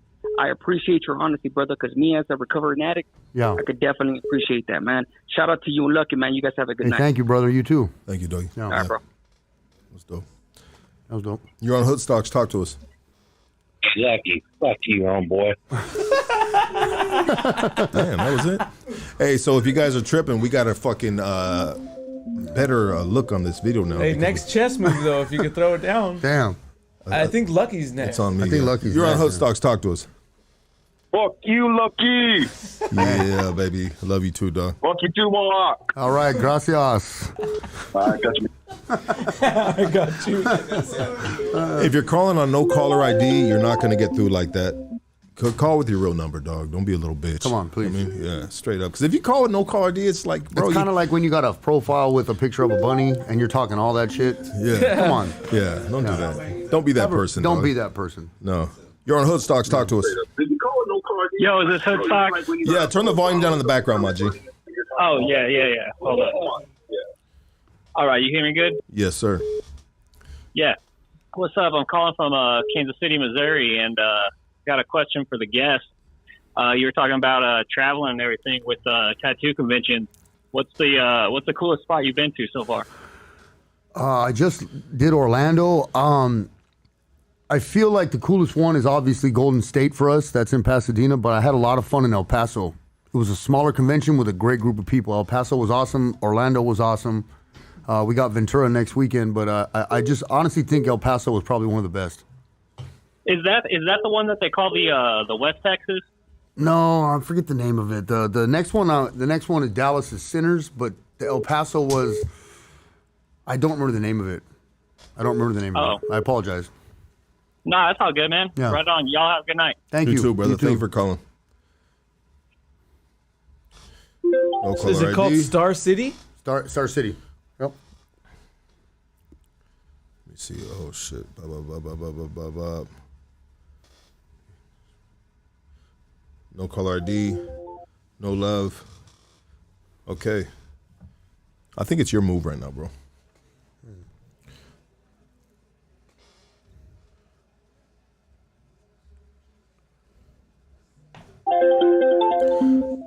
No caller ID. I'll see you. It's not gonna happen, bro. Okay, that's it with the phone calls right there. We gave you guys a couple phone calls. We're gonna call it good right there. Matter of fact, one more from Texas right here. It looks like. You're on Hoodstocks. Talk to us. Hey, what's up, Lucky? What's up, Mohawk? Hey, what's up, bro? What's up, bro? Hey, I've been checking out your show for a little bit. Lucky, I like you, bro. I usually go on American Cholo, you know, but I do my rounds. But you know, I had a question for Mohawk. Hey, bro, weren't you the one that was in Conejo's video? Yeah, that was me. Hey, bro, how was it working with Conejo, bro? And how did you meet him? Conejo's the shit, dude. That dude's great. He's extremely intelligent, very smart. That dude is so driven in what he's doing. Just watch. That dude's got a lot of stuff coming up in the future. He's yeah, bro. That dude is so. He's another one that went from the streets to incarceration to changing to. That dude is just super smart and super amazing. Nothing but respect for Conejo. Hell yeah, bro! I've been a fan of Conejo for a long time, bro, and I've seen where he's at now, bro. Yeah. And it's cool to see, bro. But I thought that was you, bro. But I wasn't sure. But I watched your thing, bro. Well, thank you, because that was such a small part. I was in such a small part, so thank you for it. Wasn't my elbow, but you noticed me. Thank you. I recognize you, bro. I recognize you. I wasn't sure if that was you, but hey, bro, good for you, bro. You know, my wife, bro. My wife got involved with a 12-step program. It really wasn't for her. She joined a group called Al-Anon. Yeah, those are. It was really to help. Yeah, it was to try to help her deal with siblings that were addicts, right? Yeah. And she thought, find ways to help her, fix them. And it actually was the opposite, bro. It actually ended up helping her find ways to deal with her own issues and look at her own problems and stop worrying about other people. Yeah, that's a really good thing. It does. It helps most. Al-Anon's for like a lot of the relatives of us who are in addiction. It helps our people deal with what we go through, and it actually, like he said, it can help you deal with many other problems and make you see that you might have some as well that you can deal with. Yeah, right, you know what, bro? She's actually moved into like a leadership position now, and she's hosting meetings and everything. Yeah, bro. So I saw you when you were talking about that. I'm like, oh, that's cool. It's kind of like what my wife is doing, but good for you, bro. Thank you, brother. You guys, Lucky. Catch you next time, brother. Thank you. Thank you. Appreciate you, dog. Yeah. All right, you're on the Hoodstocks. Talk to us. What's up, Luck? Fuck you, homeboy. Love you too, baby. Yeah, you know how we do, dog. Yes, sir. All right, this is for the word right here, brother. They call me Rai from STV, bro. Right, I'm a Peckerwood as well, but I grew up more with the raza, you know what I mean? So, but hey, bro, have you ever been so tweaked out where you seen lasers and shit coming through your windows? I mean, I still see them now. What about FBI flies, homeboy? Come on, all that shit. Drones in the air. Hey, I'll be in the backyard in a kid's pool with floaties on too. That's what's up, bro. The reason why I'm saying that because I'm a youngster, bro. I'm in my late 30s, dog. But my pops, bro, was a mad fucking Escante head, bro. Yeah. And he used to fucking trip me out and put me in some situations where I've had to pull guns out on motherfuckers, you know what I mean? But he used to see fucking FBI flies, but then pull out the Bible and preach. Well, yeah, that's what I was saying. That shit takes you through an emotional roller coaster of all types of different. Yeah. Remember the imaginary 79 Impala in the front yard? It's still there. I never finished that car. It's still there. It's still there. Yeah. No, I feel you. But, hey, brother, I appreciate everything you're doing, and one day at a time, bro. That's right, brother. You too. We all have bumps in the roads, but Lucky, he's a solid cat, and I'm glad you came out, bro. And Lucky, bro, you got to get some more woods out there, dog. That's for real, dog. I'm trying. I'm searching high and low, dog. To be honest, dog, it's easy for me to get the homies, dog. But man, I'm trying to get the wood power in here strong, baby, because they are part of the culture. They are part of the movement, baby. Yeah, thank you. You know what I mean? They are, dog. Yeah, absolutely. Well, again, Lucky, I've met you in the past. Area 51, shout out. 27 Junkies, there you go, shout baby. out. And my boy right there, I hope he's there. I love you, Kana. K9, I love you, big dog. Shout out. Thank you, brother. Yeah, absolutely. Thank you, brother. Have a good Mohawk, Matt. Yeah. Keep your head up, dog, and one day at a time, brother. Thank you, brother. Go far in this life, homeboy. Yeah, you also. That's the truth. You're an OG, and you've earned your stripes, bro. Thank you. So Thank you. Just keep putting that positivity out there, like fucking Lucky's doing, and you guys will go far, bro. You guys are OGs. Keep that shit up, bro. Thank Much you, brother. love. Thank you, brother. You guys have a You too, doggy. Have a good night, my boy. You're on Hoodstocks. Talk to us. Last phone call. Hey, Lucky, fuck you. Is it always like that? Yeah. Hey, Mohawk, what's up, homeboy? What's up, brother? How you doing, brother? Hey, it's good to see you on there, dog. You too, brother. Who is this? Little Joe, San Fernando Valley, homeboy. Oh, right. That's right, hometown. Well, hey, Yeah, what part of the that's valley right, you from? San Fernando, city of San Fernando. Damn, that's what I'm talking about. Bro, I went to St. Ferdinand's Elementary, my boy. That's right. That's right, homeboy. All right. Hey, I mean, I know we know a lot of the same people, Dustin, Fucker, and all the homeboys. Shout out to all the homeboys that are doing good and living That's righteous, right. man. Much All right. love and respect to all you Lucky. Much love, bro. Thank you, brother. Thank you, brother. Yeah, much love Thank to you. SFV, baby. Thank Yeah, you. Absolutely, All right. dog. All right, brother. Good night, fellas. All right, dog. Good night. doggy. All right, my boy. I think we are at the end of this podcast, dog. It's been fun, dog. We're at 2.5 hours, dog. Damn, right on. Yeah, It's 2.5 been great. hours. I think we did good on that, dog. Yeah. I mean, how do you feel, bro? I feel great. Feel great? I feel like you got one more move in you, though. Oh, yes, I do. Come on now. Yes, I do. Let me see what I'm going to do here, dog. I'm going to do this like this. Excuse me. I'm going to do that right there. I don't have any options here. Make a line of defense for you. I'll see it. You're kind of opening up that back line. I know. though. I didn't even think about that. If I break through the one, Yeah, I'm you know what I fucked. mean? I could potentially, but if I took this right there, then your queen See, can you get do know that. strategy. You do know. Well, I can think, me haven't played this for a minute, but I Yeah. can just obviously think a couple steps ahead, dog. You know what I Okay. mean? But as I move forward, I actually have a cam that I'm going to start putting this on, dog. Yeah. And maybe we'll have some certain dudes that will come on and we'll have just a straight up chess match. You know what I mean? Yeah. I was talking to my boy Droopy about this. We played at his tattoo shop, and I saw the post he did, and I was like, damn, that shit. You just posted about come Yeah. on the show and play. Yeah. Man.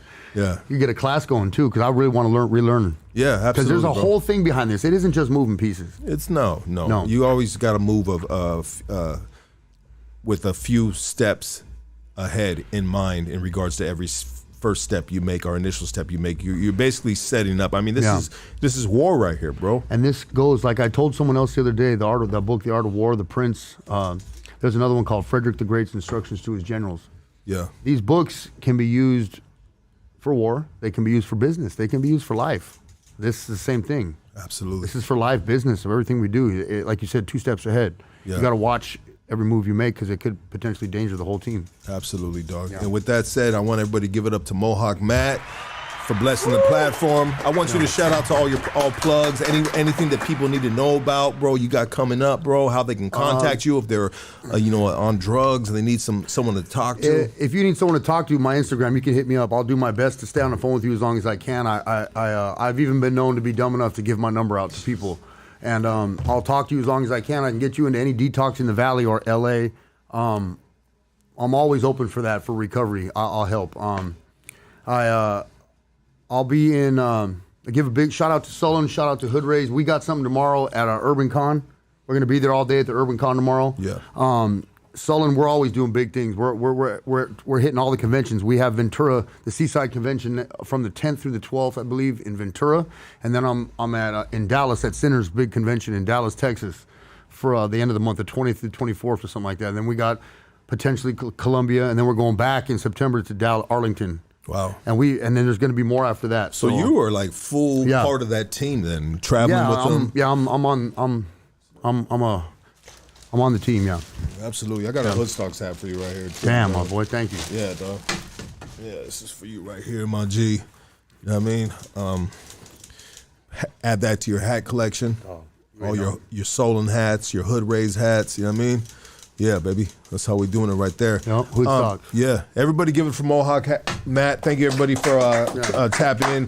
Hit that subscribe. Hit that like. Let everybody know that we are here, baby. And we will see you Monday night. We're going to do a fucking music review and listen to some unheard talent, some heard talent, you know what I mean? And we're going to do a review on their music. So thank you, everybody, for tuning in. Have a safe weekend. We are out of here. Thank you.